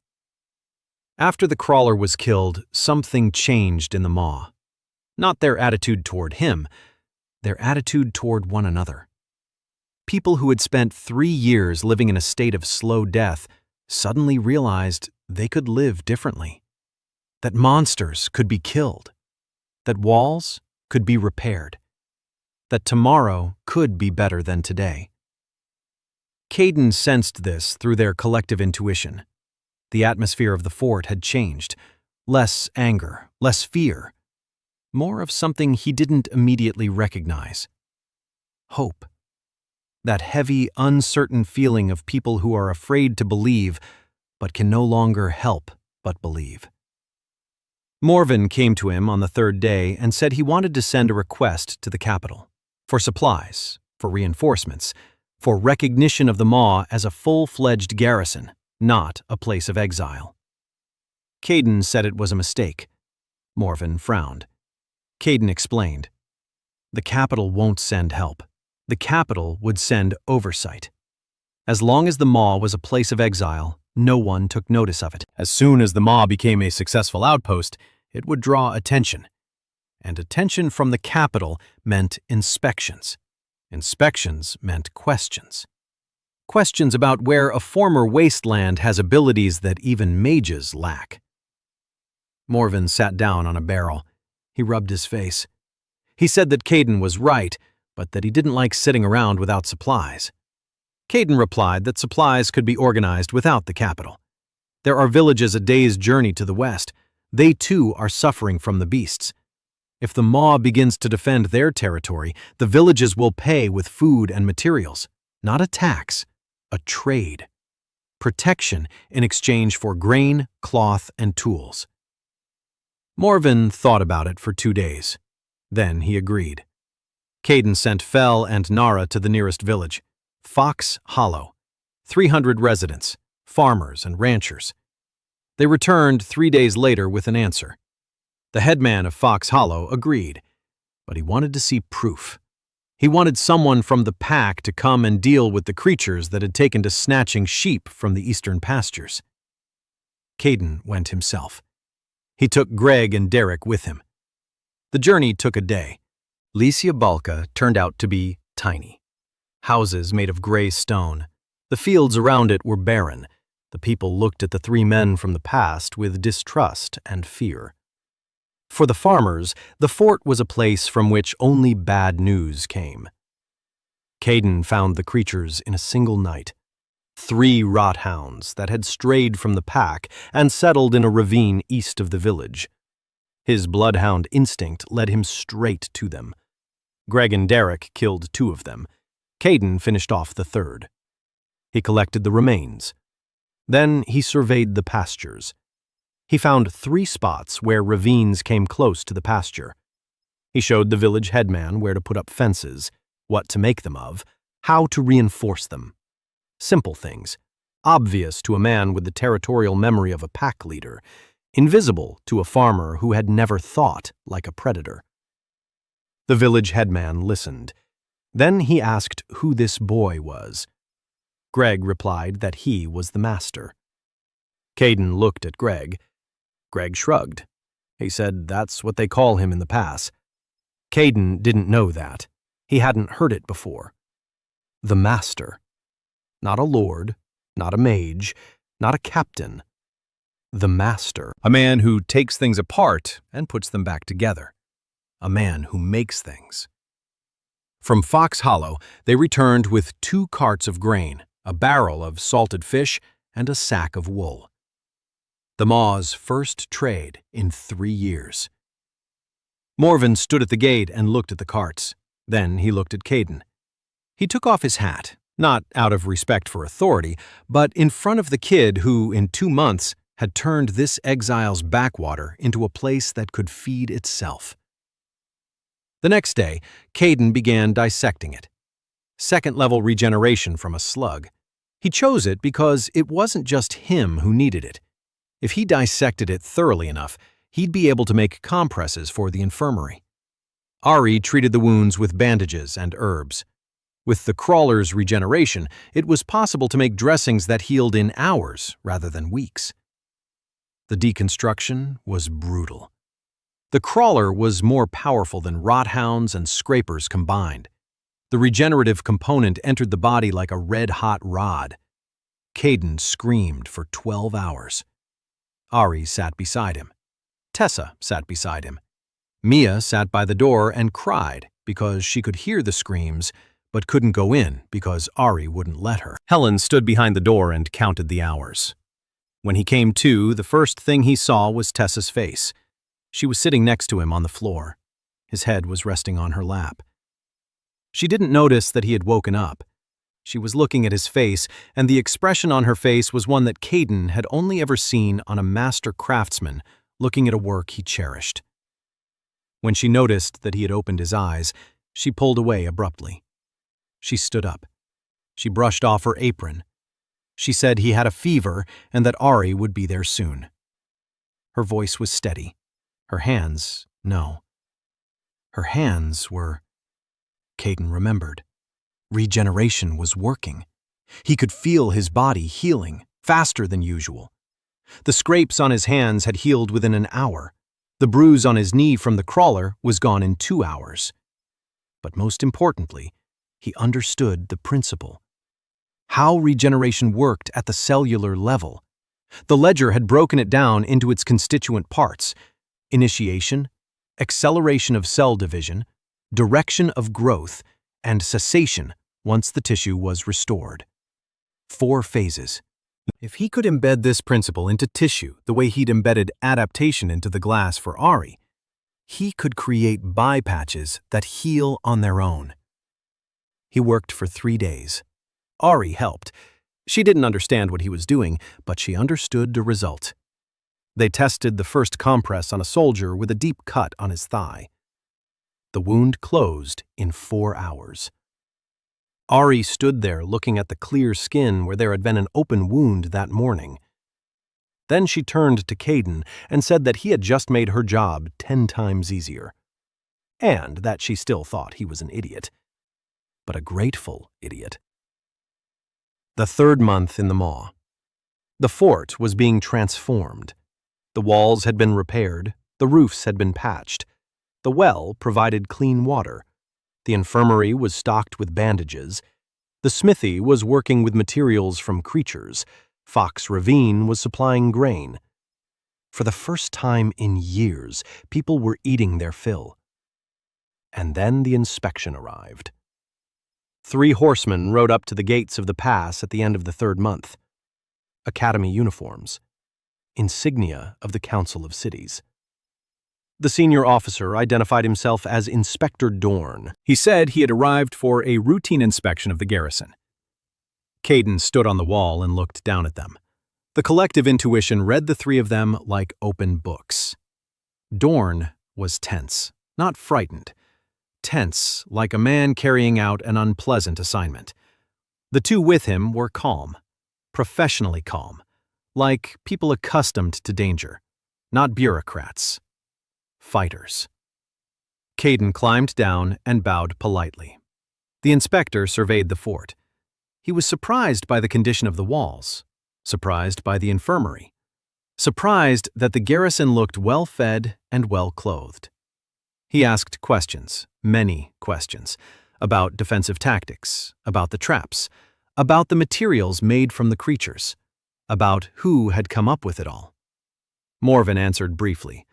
He said the garrison had adapted, that the men had learned to work with what they had. He didn't mention Caden. Caden stood to the side and remained silent. The inspection lasted a week. Dorn recorded everything. His men walked around the fort and talked to the soldiers. They asked questions one by one. Who had devised the traps? Who butchered the creatures? Who had made the compresses for the infirmary? By the end of the week, Dorn had a name. Caden Orn, a former cadet, and Empty, the 3rd son of Viscount Orn. Dorn went to Caden's smithy on the last evening. He sat down across from him. He looked at the workbench piled high with materials, at the notes, at the map of the Deadlands on the wall. He asked quietly how a blank could do things that mages couldn't. Caden replied that he didn't do anything magical. He simply works with what's available. Dorn looked at him for a long time. Then he said he would write a report, and that the report would be read by people who ask different questions, not how, but why. Caden nodded. He said he understood. Dorn left in the morning. Caden stood on the wall and watched the 3 horsemen ride away. He knew that the silence he had built would soon end, that the report would reach the capital, that someone would read the name Caden Orn and remember, and that the next person to arrive wouldn't be an inspector. The 4th month. The pass was living, not merely surviving, living. Caden watched it every morning from the roof of the smithy and felt that something he couldn't quite put into words. The smoke from Lana's inn, the clang of Tessa's hammer, the voices on the wall, Mia's laughter as she carried breakfast to someone, the quiet rustle of pages in Helen's archive, the smell of herbal tea from Ari's infirmary. 300 people who had stopped counting the days until their deaths. He had sewn together 2 more components. He decided not to take the crawler's stone armor as a whole. It was too heavy a component. His body wouldn't be able to handle it. Instead, he took it apart and used only one piece, the reinforced leather. Not stone armor, just leather that could withstand a knife strike, not a sword, not a spear. A knife. That would be enough to prevent him from dying from an accidental cut in battle. Sewing it together took 5 hours. Not too bad. Second, he chose seismic perception. Now he could sense vibrations in the ground, footsteps, impacts, the movement of underground water. The range was small, 50 paces, but combined with his blood sense and collective sense, it gave him a picture of the world that no other scout in Erdian possessed. He could see, hear, and sense everything around him within a radius of 50 paces. Through walls, beneath the ground, in the dark, in the smoke. The 5th month. Caden was preparing for the Harvest Festival, the first in 10 years. He was preparing in secret. No one knew, not even Ari, not even Tessa. He worked at night, after everyone had fallen asleep. The ledger contained hundreds of components, most of which were useless in battle, but not useless for life. A rot dog's fang, processed correctly, became a needle that wouldn't break. A scraper's quill, dried and twisted, became a thread stronger than any rope. A crawler's bone, carved into a plate, became an insole for a boot that's springy and protected the foot. A rot, soaked in lye and pounded with a stone, became soft and warm. It could be used for sewing. Caden sewed, he cut, he sharpened, he assembled, every night. 300 items for 300 people, each one different. He knew everyone in the Maw. His collective intuition showed him people as they truly were. No masks, no words. He knew that Sergeant Harrow's knee hurt. He knew that the cook, Marla, had hands that shook from an old fever. He knew that Tim, the water boy, rubbed his feet raw because his boots were 2 sizes too big. He knew that Derek couldn't sleep at night because his neighbor snored, and that Derek's hands shook from lack of sleep, and he was afraid he'd miss with his spear in battle. He knew that Nara wore a scrap of ribbon around her neck from her daughter, whom she'd left behind when she was exiled. He knew that Bram dreamed of warm gloves because his fingers go numb in the cold and he can't hold a weapon. 300 people. 300 items. On the evening of the Harvest Festival, Caden stepped out onto the square. It was only loosely called a square, a trampled patch of ground in the courtyard between the barracks and the tavern. People had gathered. Morven declared the celebration. Fox Hollow's first harvest had been delivered to the Maw. Grain, vegetables, a barrel of honey, a barrel of beer. People ate and drank and talked. Caden appeared quietly, without fanfare. He was carrying a sack, a large one, a heavy one. He began taking things out of it and silently handing them out. Sergeant Harrow received a knee pad, soft rot dog hide lined with moss. Inside, a plate made of crawler bone that springs and supports the joint. Harrow put it on. He stood up, took a step, took 2. His knee didn't hurt, for the first time in 15 years. He stood in the middle of the square, looking at his knee, and his expression changed. And then he began to cry. Quietly, silently. Tears streamed down his weathered face, and he didn't wipe them away because his hands were holding the knee brace. Marla, the cook, received a knife handle. Thick, with indentations for each finger. wrapped in a braided cord that wouldn't slip. With this handle, the knife fits the hand like a glove. The hand might shake, but the knife won't budge. Marla gripped the handle and looked at her hand. Her hand was shaking. The knife wasn't. Tim got a pair of boots, his size. The soles were made of crawler bone, light and springy. A component from the rot dog, known for its light gait, was sewn into the insole. The boy put them on and hopped in place. Then he hopped again. Then he ran across the square and back. He was laughing. Bram got gloves, warm ones, made from rot dog hide, lined with wool sent from Fox Ravine. His fingers bend freely inside them. They keep him warm even in the frost. He gave Derek earplugs made of soft scraper bone. They fit his ear canal perfectly. You can't hear any snoring. He gave Nara a ribbon, a new one, woven from scraper tendons dyed red with root decoction, exactly the same color as the one she wore around her neck. Nara stood there with the new ribbon in her hands and looked at the old one around her neck. Then she took off the old one and tied them both together. 300 people, 300 items, to each his own. The square fell silent. People stood with gifts in their hands and said nothing. And in that silence, Captain Morven took off his cap. Not according to regulations, not in front of his superiors. In front of the young man standing in the midst of his men, with an empty sack and weary eyes. Ari stood by the infirmary, holding a scarf in her hands. Soft, warm, knitted from wool with a thread from a scraper sewn into it. It warmed more than just the body.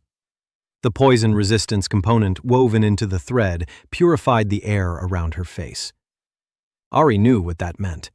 She worked with cadaver poison every day. This scarf would protect her lungs. She stood there and realized she loved him.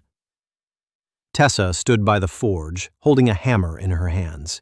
Small, a jeweler's hammer. For the delicate work she could never do because she had the tools.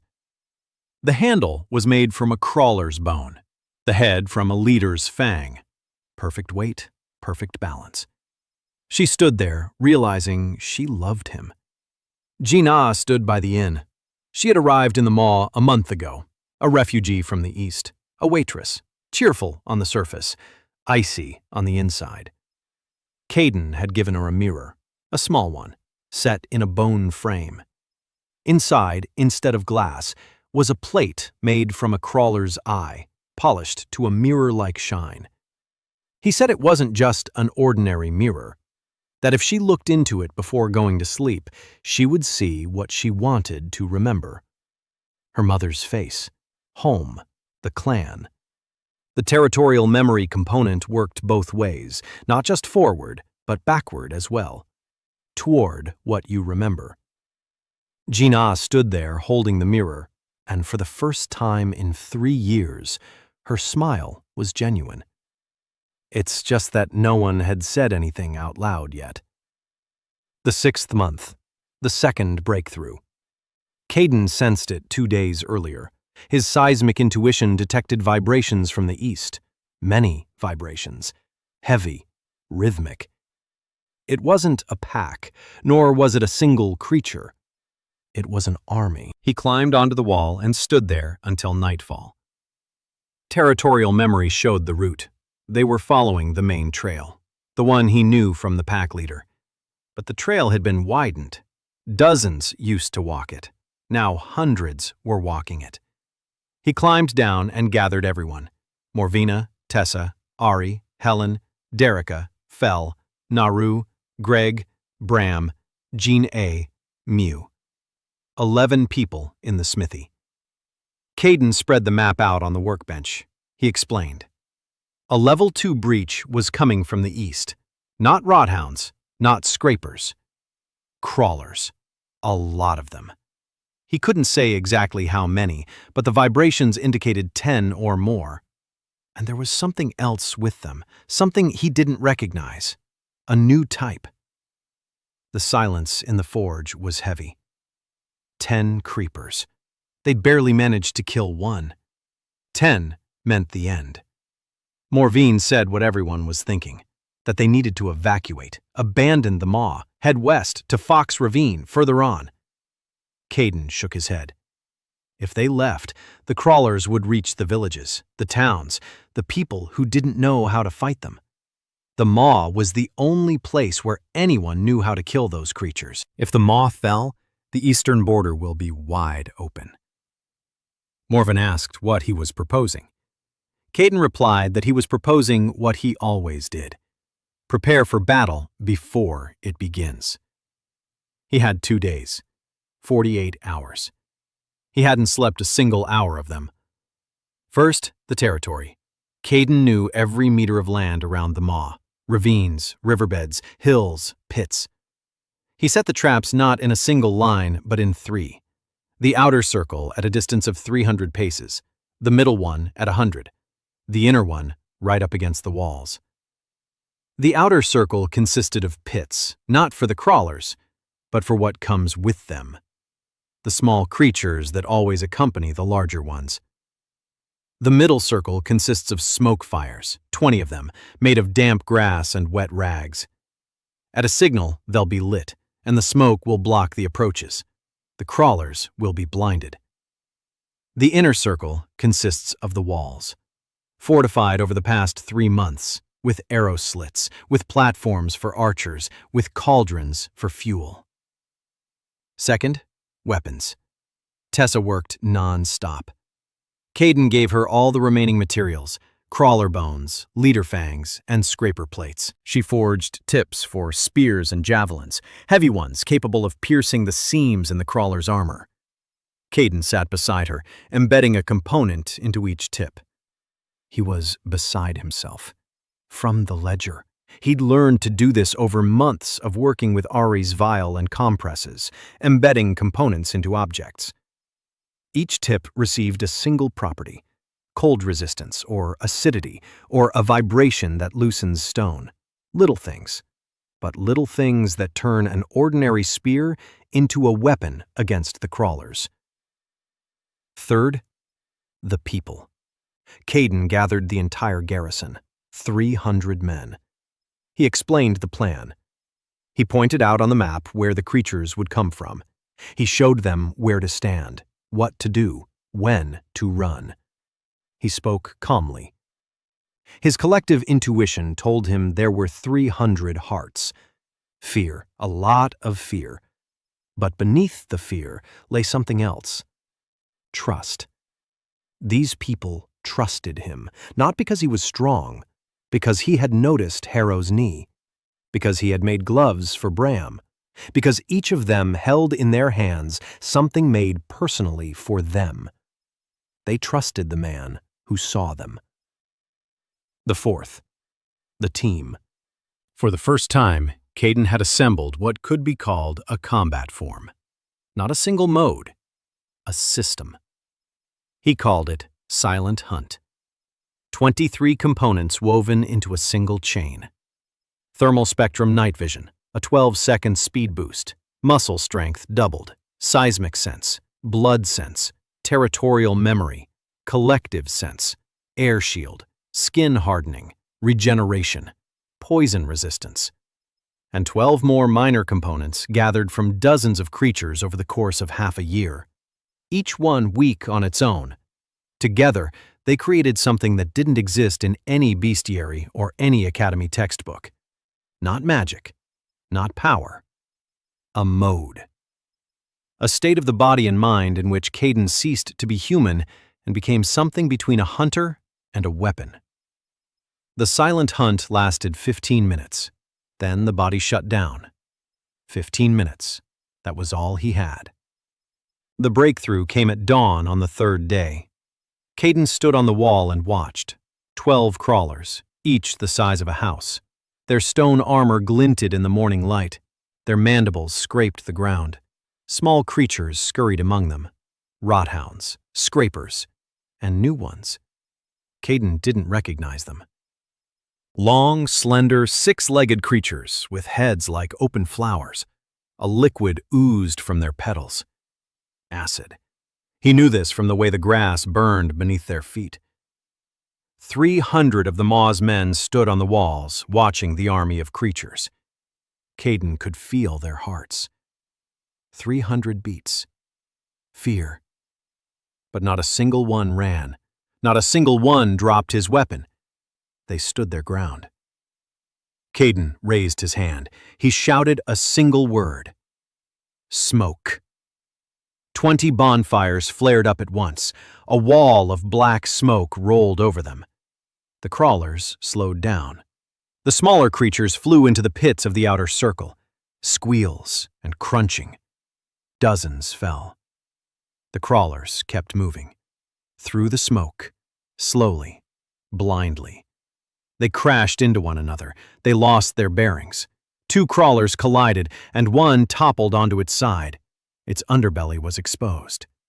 Caden shouted, and 10 spearmen under Derek's command hurled their spears into the exposed gap.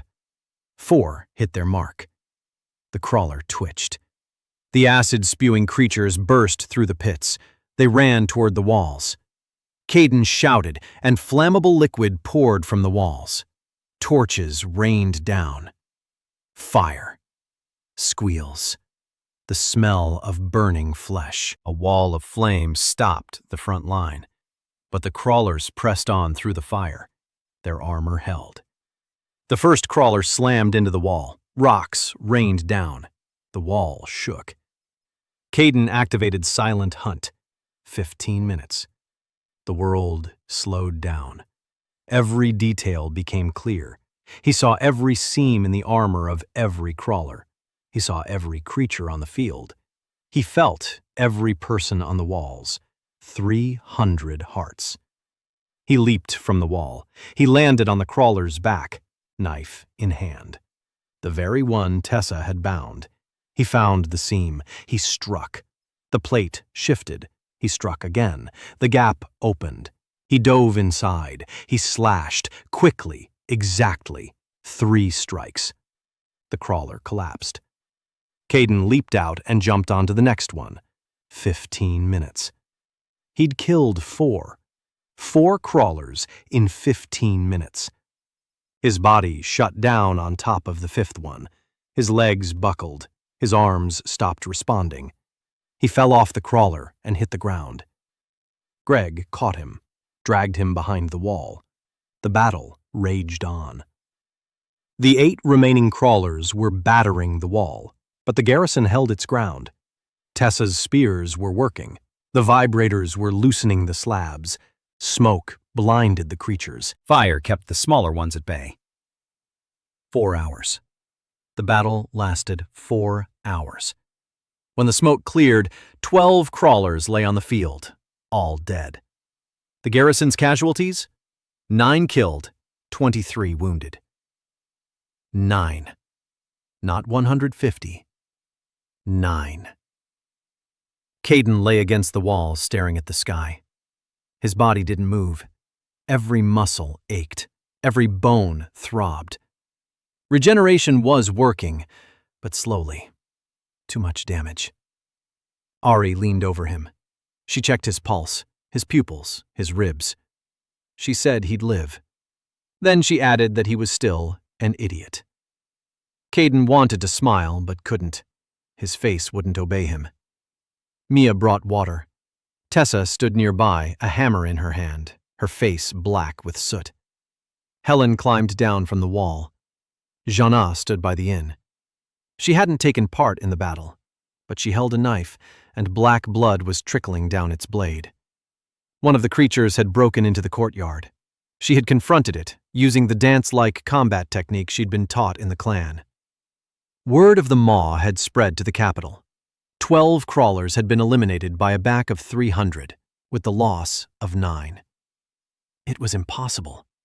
It was a miracle. Or something that looked like a miracle, but was actually the work of a single person who had broken the war down into its parts and assembled them into a victory. The 8th month. The Blood Mage arrived in the Maw. Caden sensed him half an hour before he appeared. His blood sense detected a single target on the western road. One. But what a target. This man's mana was like the heat from a furnace, hot, concentrated, 300 ethers, maybe more. A combat mage graduate. The School of Blood. He arrived on horseback, alone. No uniform, no insignia. He called himself a traveler. He asked for a place to stay for the night. Morven let him in. In the Maw, they never turned away travelers. Caden didn't sleep that night. He sat in the smithy and kept tabs on the guest through his senses. The mage walked around the fort, slowly, inspecting the walls, the barracks, the infirmary. He gave the smithy a wide berth. He knew where his target was. He avoided direct contact until the moment of the strike, a professional. On the third night, the mage came. Caden was waiting. He sat on a mattress in the dark, listening for footsteps. The mage moved silently to an ordinary person. To Caden, with his seismic senses, every step sounded like a drumbeat. The smithy door opened. The mage entered. A dark silhouette in the doorway, a hand raised. A drop of blood hung between his fingers. Not his own. Blood magic worked through the mage's own blood. The drop controlled the victim's blood. It stopped the heart. It ruptured the blood vessels. A quiet and swift death. Caden activated an air shield. The droplet struck an invisible wall of air and splattered. The mage froze. He hadn't expected the shield. He hadn't expected an empty space to possess magic. Caden stood up. He activated his acceleration. 3 seconds. He was upon the mage before the latter could raise his second hand. A blow to the throat, not with a fist, with the edge of his palm. The tendon-severing component from the rothound. A precise strike to the exact spot. The mage gasped. He fell to his knees. Caden struck again, to the temple. The mage collapsed to the floor. Alive, unconscious. Caden tied him up. Then he sat down beside him and waited. The mage came to an hour later. He looked at Caden. His eyes were calm, professional. He knew he'd been caught. Caden asked who had sent him. The mage remained silent. Caden didn't torture him. He didn't hit him. He did something else. He placed his hand on the mage's head and opened the ledger. Not to absorb him. The mage was alive. The ledger wouldn't accept the living. But it could read, not thoughts, but mana. The structure of the blood mage's mana. And everything was recorded within that structure. Where he came from, who trained him, whom he served. Caden read for 10 minutes. Then he removed his hand. He looked the mage in the eyes and named the client, Raynar Orn. The mage blinked. That was his answer. Caden said one more thing. He said that his mother knew. The mage blinked again. Caden stood up and walked out of the smithy. Morven was standing on the street. He had heard everything. Caden said that the mage was a mercenary sent by his older brother. Morven asked what to do with him. Caden replied that he should let him go. Morven didn't understand.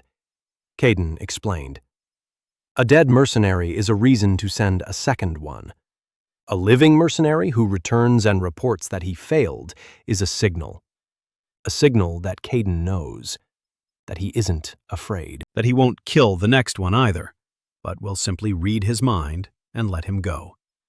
And that every mercenary set free will bring Raynar less and less information and more fear. Morwen looked at him for a long time. Then he said that the boy thinks like a commander. Caden replied that he thinks like a master. A commander breaks the enemy. A master takes him apart. In the morning, they untied the mage and escorted him out the gate. He left on foot. The horse remained in the maw. Compensation for the inconvenience. For the next 2 weeks, Caden worked. He knew that after the mercenaries' failure, Raynar would turn to other methods. Not quiet ones, loud ones, official ones. The Academy, the Council, the Inquisition. But there was still time before that, and he used that time for Tessa. He had found the bones of an eastern creature on the battlefield after the breach, a new type, those six-legged ones with acid. The bones were unusual, dense, heavy, and inside they contained veins of something metallic, not iron, not steel, something not listed in the catalogs. The ledger couldn't classify it. It simply listed the properties: stronger than steel, lighter than stone, and it holds its edge indefinitely. He brought the bone to Tessa, placed it on the workbench, said he wanted her to forge a knife for him, not for battle, for eating. He wants to eat with it every day. Tessa stood there, looking at the bone, then at Caden, then back at the bone. She picked it up, turned it over in her hands, scraped it with her fingernail, tasted it with her tooth. Her eyes lit up with that glow that Caden only saw when she was working with a new material. Then it dawned on her what he'd said. A knife for eating, not for fighting. He wants to eat with her knife, every day. Tessa dropped the hammer. It hit the floor with a clatter. She didn't notice. She was looking at Caden, her cheeks flushed. She opened her mouth, closed it, opened it again. Then she said what she would do, and that if the knife turned out badly, he could return it. Her voice was hoarse. Caden said he wouldn't return it. Tessa picked up the hammer and walked over to the forge, with her back to him. But Caden could see through their shared intuition how fast her heart was beating. Fast. Very fast. He smiled and walked out. Helen was waiting outside. She'd heard the whole conversation. She looked at Caden with an expression that was both mocking and envious. She said that for a void, he understood how hearts worked surprisingly well. Caden replied that he didn't understand. He just noticed. Helen snorted. Then she grew serious. She said she'd found something else in Elias Thorne's diary. The last pages, written the day before his death. The mage had written about a ritual, a specific ritual, that allows one to take mana from an infant and transfer it elsewhere. The ritual was ancient, forbidden. Only 3 people knew about it: the mage who performed the ritual, the mother who gave up her child, and the one who received the mana on the other side. Caden listened. His face was calm. Inside him, the ledger pulsed. A chill ran up his spine. Helen said that Elias's last entry contained the name of the mage who performed the ritual, the supreme archon of the Council of Cities. Caden closed his eyes. The supreme archon, the head of the council, the most powerful mage in Erdian. 3,000 ethers. The one who rules the empire. The one who decides the fates of millions. The one who, 17 years ago, took the mana from an infant and sent it east. Why? Helen didn't know, but Caden sensed the answer. A resonance component with the source. A compass inside him. It pointed east, to the place where his mana had lived for 17 years, separate from him. And he knew now that the creature on the other side of the mountains wasn't just looking for mana. It was looking for him. Him, personally. A year and 2 months in the Thornmaw. Caden stood on the roof of the smithy and looked east. It was a cold morning. The first frost had settled on the fort's walls. His breath came out in steam. The ledger hung in his mind as a quiet, steady hum. 213 entries, 9 sewn-in components, 81 units of mana, and a compass inside his chest that pointed every day toward the Glass Mountains, toward where his stolen mana lived. The pass had changed over the year. He looked down on it from above and saw not a desolate hole, but a place into which he had poured every single day of his life. The walls were sturdy. The roofs were intact. The scent of fresh bread wafted from Lana's inn. Laundry was being washed by the well. In the infirmary, Ari was changing the bandages on Derek's hand. He'd managed to cut himself during training. In the smithy, Tessa was forging horseshoes for the horses from Fox Ravine. In the archives, Helen was translating yet another dead language. Mia ran across the courtyard with a bowl of porridge, shouting that Caden hadn't eaten breakfast again. Jean Ah was sweeping the inn's porch and quietly humming something in her clan's language. 4 villages supplied Pasti with grain, meat, and cloth in exchange for protection. The blacksmith's workshop next to the forge made tools from the materials of beasts. The infirmary treated not only the garrison, but also the peasants from the surrounding area. Pasti had become a hub, a living place on a dead border, and everyone knew whose hands had made it so. Morven appeared on the wall. He called out to him. His face was serious. Caden came down. Morven said a rider was approaching from the west, alone, without an escort, without insignia. Caden went out through the gate. His bloodhound instinct pointed to a single target, a familiar one. He knew that blood, not by instinct, from memory. Raynar rode up to the gates of Pasti at noon. He looked different than he had a year ago. Thinner, dark circles under his eyes. His hands were clenched so tightly around the reins that his knuckles were white. He dismounted and stood before his younger brother, silently. Caden looked at him. Their collective intuition read their older brother like an open book. Fear. Deep, long-standing. The fear that had lived within Raynar for years. And something else. Shame. Raynar spoke first. He said he hadn't come to kill, that there would be no more mercenaries, that he had come because their mother was dying, and that before she died, she wanted to see her younger son and tell him the truth. Caden remained silent. Inside him, the ledger pulsed, cold, like a corpse. It always reacted that way when the ritual was mentioned. Raynar continued. He said he knew everything, ever since childhood. He knew that Caden had been drained. He knew that his mana had been taken by the ritual. He knew that the High Archon had done it at his mother's request. And he kept silent. Because he was afraid. Afraid that if the truth came out, the Orn family would be destroyed. The ring, the title, the lands, everything. He kept silent to protect his family. And every year of silence made him more cowardly and more bitter. Caden listened. He didn't interrupt. His face was like stone, but the collective intuition that worked both ways conveyed what he was feeling, and the 6 standing behind him felt it too.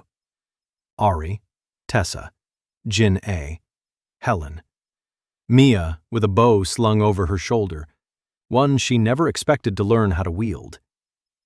Iris Valen, who had arrived 3 months ago as an inquisitor, but stayed on as a fighter after Caden repaired her rapier and embedded in it a component that would have driven the academy mad. 6 behind him. His team. His people. Raynar looked at them, then at Caden, then at the maw, at the walls, at the people on the walls who were staring at him silently and without fear. He said quietly, "Kill me, please." Caden looked at his older brother, at the man who had removed the ring from his finger in front of the entire academy, who had said it would be cleaner this way, who had sent a mercenary to kill him in his sleep. He looked at him and sensed that Raynar wasn't lying, that he truly wanted to die, that the burden he'd carried for 24 years had crushed him, that he'd come here not as a killer, but as a man who could no longer bear his own fear. Caden replied, "No, you will live and watch what I build without your mana." Raynar stood there, tears streaming down his face. He didn't wipe them away. Caden turned his back on him and walked into the maw. Raynar remained at the gate. An hour later, he left, alone, without the ring he'd taken off his finger and left on the ground by the gate. Caden didn't pick it up. That evening, he gathered a team, 6 of them. He told them everything, about the ritual, about the Supreme Archon, about the mana that had been taken and sent east, about the creatures coming for him because they could smell his blood, about how the breaches wouldn't stop. Not because the creatures were evil, because a part of himself lived on the other side of the mountains, and it wanted to return. Ari asked what he was going to do. Caden replied that he would go east, not with an army, just with whoever wants to come, to find out the truth, to reclaim what's his, and, if possible, to seal the rift through which death is seeping. Tessa said she was coming. No questions asked, no hesitation. Ari said she was coming, because someone has to patch him up when he climbs inside something again. Helen said she was coming, because beyond the mountains might lie the answers to the questions that had cost her everything. Gina said she was coming, because her clan had been wiped out by the creatures from beyond the mountains, and she wanted to look into the eyes of whatever had killed them. Mia said she'd go. Everyone looked at her. She was 16. Caden shook his head. Mia said she was 17, that her birthday had been a week ago, that she wasn't a child anymore, and that the bow in her hands wasn't just for show. Caden looked at her for a long time. Mia didn't look away. Iris said she was coming because the rapier he'd given her cut through the creatures like paper, and because she'd spent her whole life serving a system that looked down on her. And Caden looked right at her. 7 of them. That morning, before they left, Caden stood in the square. The crowd saw them off. 300 people. Morven stood at the gate. Caden handed everything over to him: maps, diagrams of the traps, a supply of compresses for Ari, the tips from Tessa, instructions for the villages. The maw will hold out without him. He was certain of it. A merchant who had arrived the day before from Fox Ravine approached him and offered to set up mass production of his goods: knee pads, compresses, tip caps, to sell them all along the eastern border. Caden looked at him and replied, "He said he doesn't make weapons or armor or potions. He makes a vial for Ari, a knife for Tessa, a mirror for Jin-Ah, a book for Helen, a window for Mie, and a rapier for Iris. An object without a person is just trash, and his ledger doesn't accept junk." The merchant didn't understand. Morven did. Caden walked out through the gates of the maw and looked east. The glass mountains glistened on the horizon in the morning light. Somewhere beyond them lay his mana, his truth, his other self, which had lived separately for 17 years, accumulating experience, memories, and feelings. And something else: the creature that speaks. He knew it was waiting. He took a step forward. The 6 followed him, Ari on the right, Tessa on the left, Jin-A behind him, Helen with a book under her arm, Mia with a bow on her back, Iris with a rapier at her belt. 7 of them on the road to the Deadlands. The compass in Caden's chest pointed straight ahead, east, toward the mountains, toward what awaited him on the other side. They walked for 3 days. On the 4th day, they reached the foothills. The glass mountains weren't made of glass. They were made of stone, covered with a layer of something transparent and smooth, like glaze, like ice. Light reflected off the surface, and the mountains sparkled. Beautiful. Frightening. The trail led upward. Caden walked in front. His instincts were silent. Not a single living creature.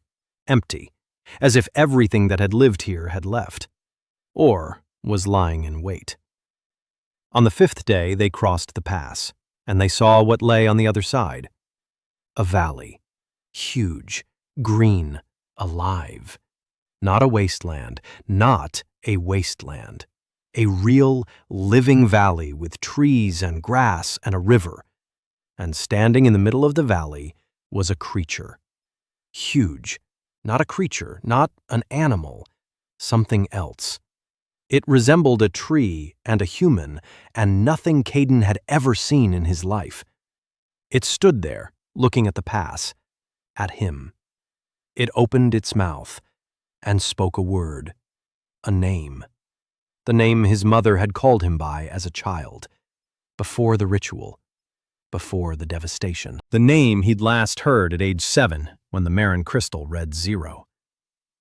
Caden stood on the pass and looked at the creature that knew his name. The ledger opened of its own accord, not by his will. For the first time in a year, it acted without a command. It turned outward, visible to all. Every component, every soul, every detail gathered over the course of a year. A glowing map surrounding his body. The 6 behind him saw it. The 300 people of the past on the walls far behind did not see it. But they knew. They knew that the one living among them was no mere boy from a wagon, but a man who, single-handedly, had taken the war apart piece by piece and assembled something new from it. The creature looked at the ledger, at the glowing map made up of hundreds of components, and took a step back. For the first time in 7 years of the breakthrough, the creature took a step back. Caden stood on the pass of the glass mountains. The wind whipped his face. Behind him were 6 people to whom he would entrust his life. Before him was what had been taken from him 17 years ago. He spoke softly. He said that was no longer his name, that his name was Master, and that he had come to reclaim what was his. The creature stood and watched. The 6 stood and waited. The world froze for a moment. And then Caden Orn, the empty one from the forned maw, a master without mana and without a mage's name, stepped down from the pass into the valley where the truth awaited him. The 6 followed him. Ari first, Tessa second, then Jean Ah, then Helen, then Mia, then Iris. The 7 descended the slope of the glass mountains toward what awaited them below. And for the first time in his life, Caden did not feel empty.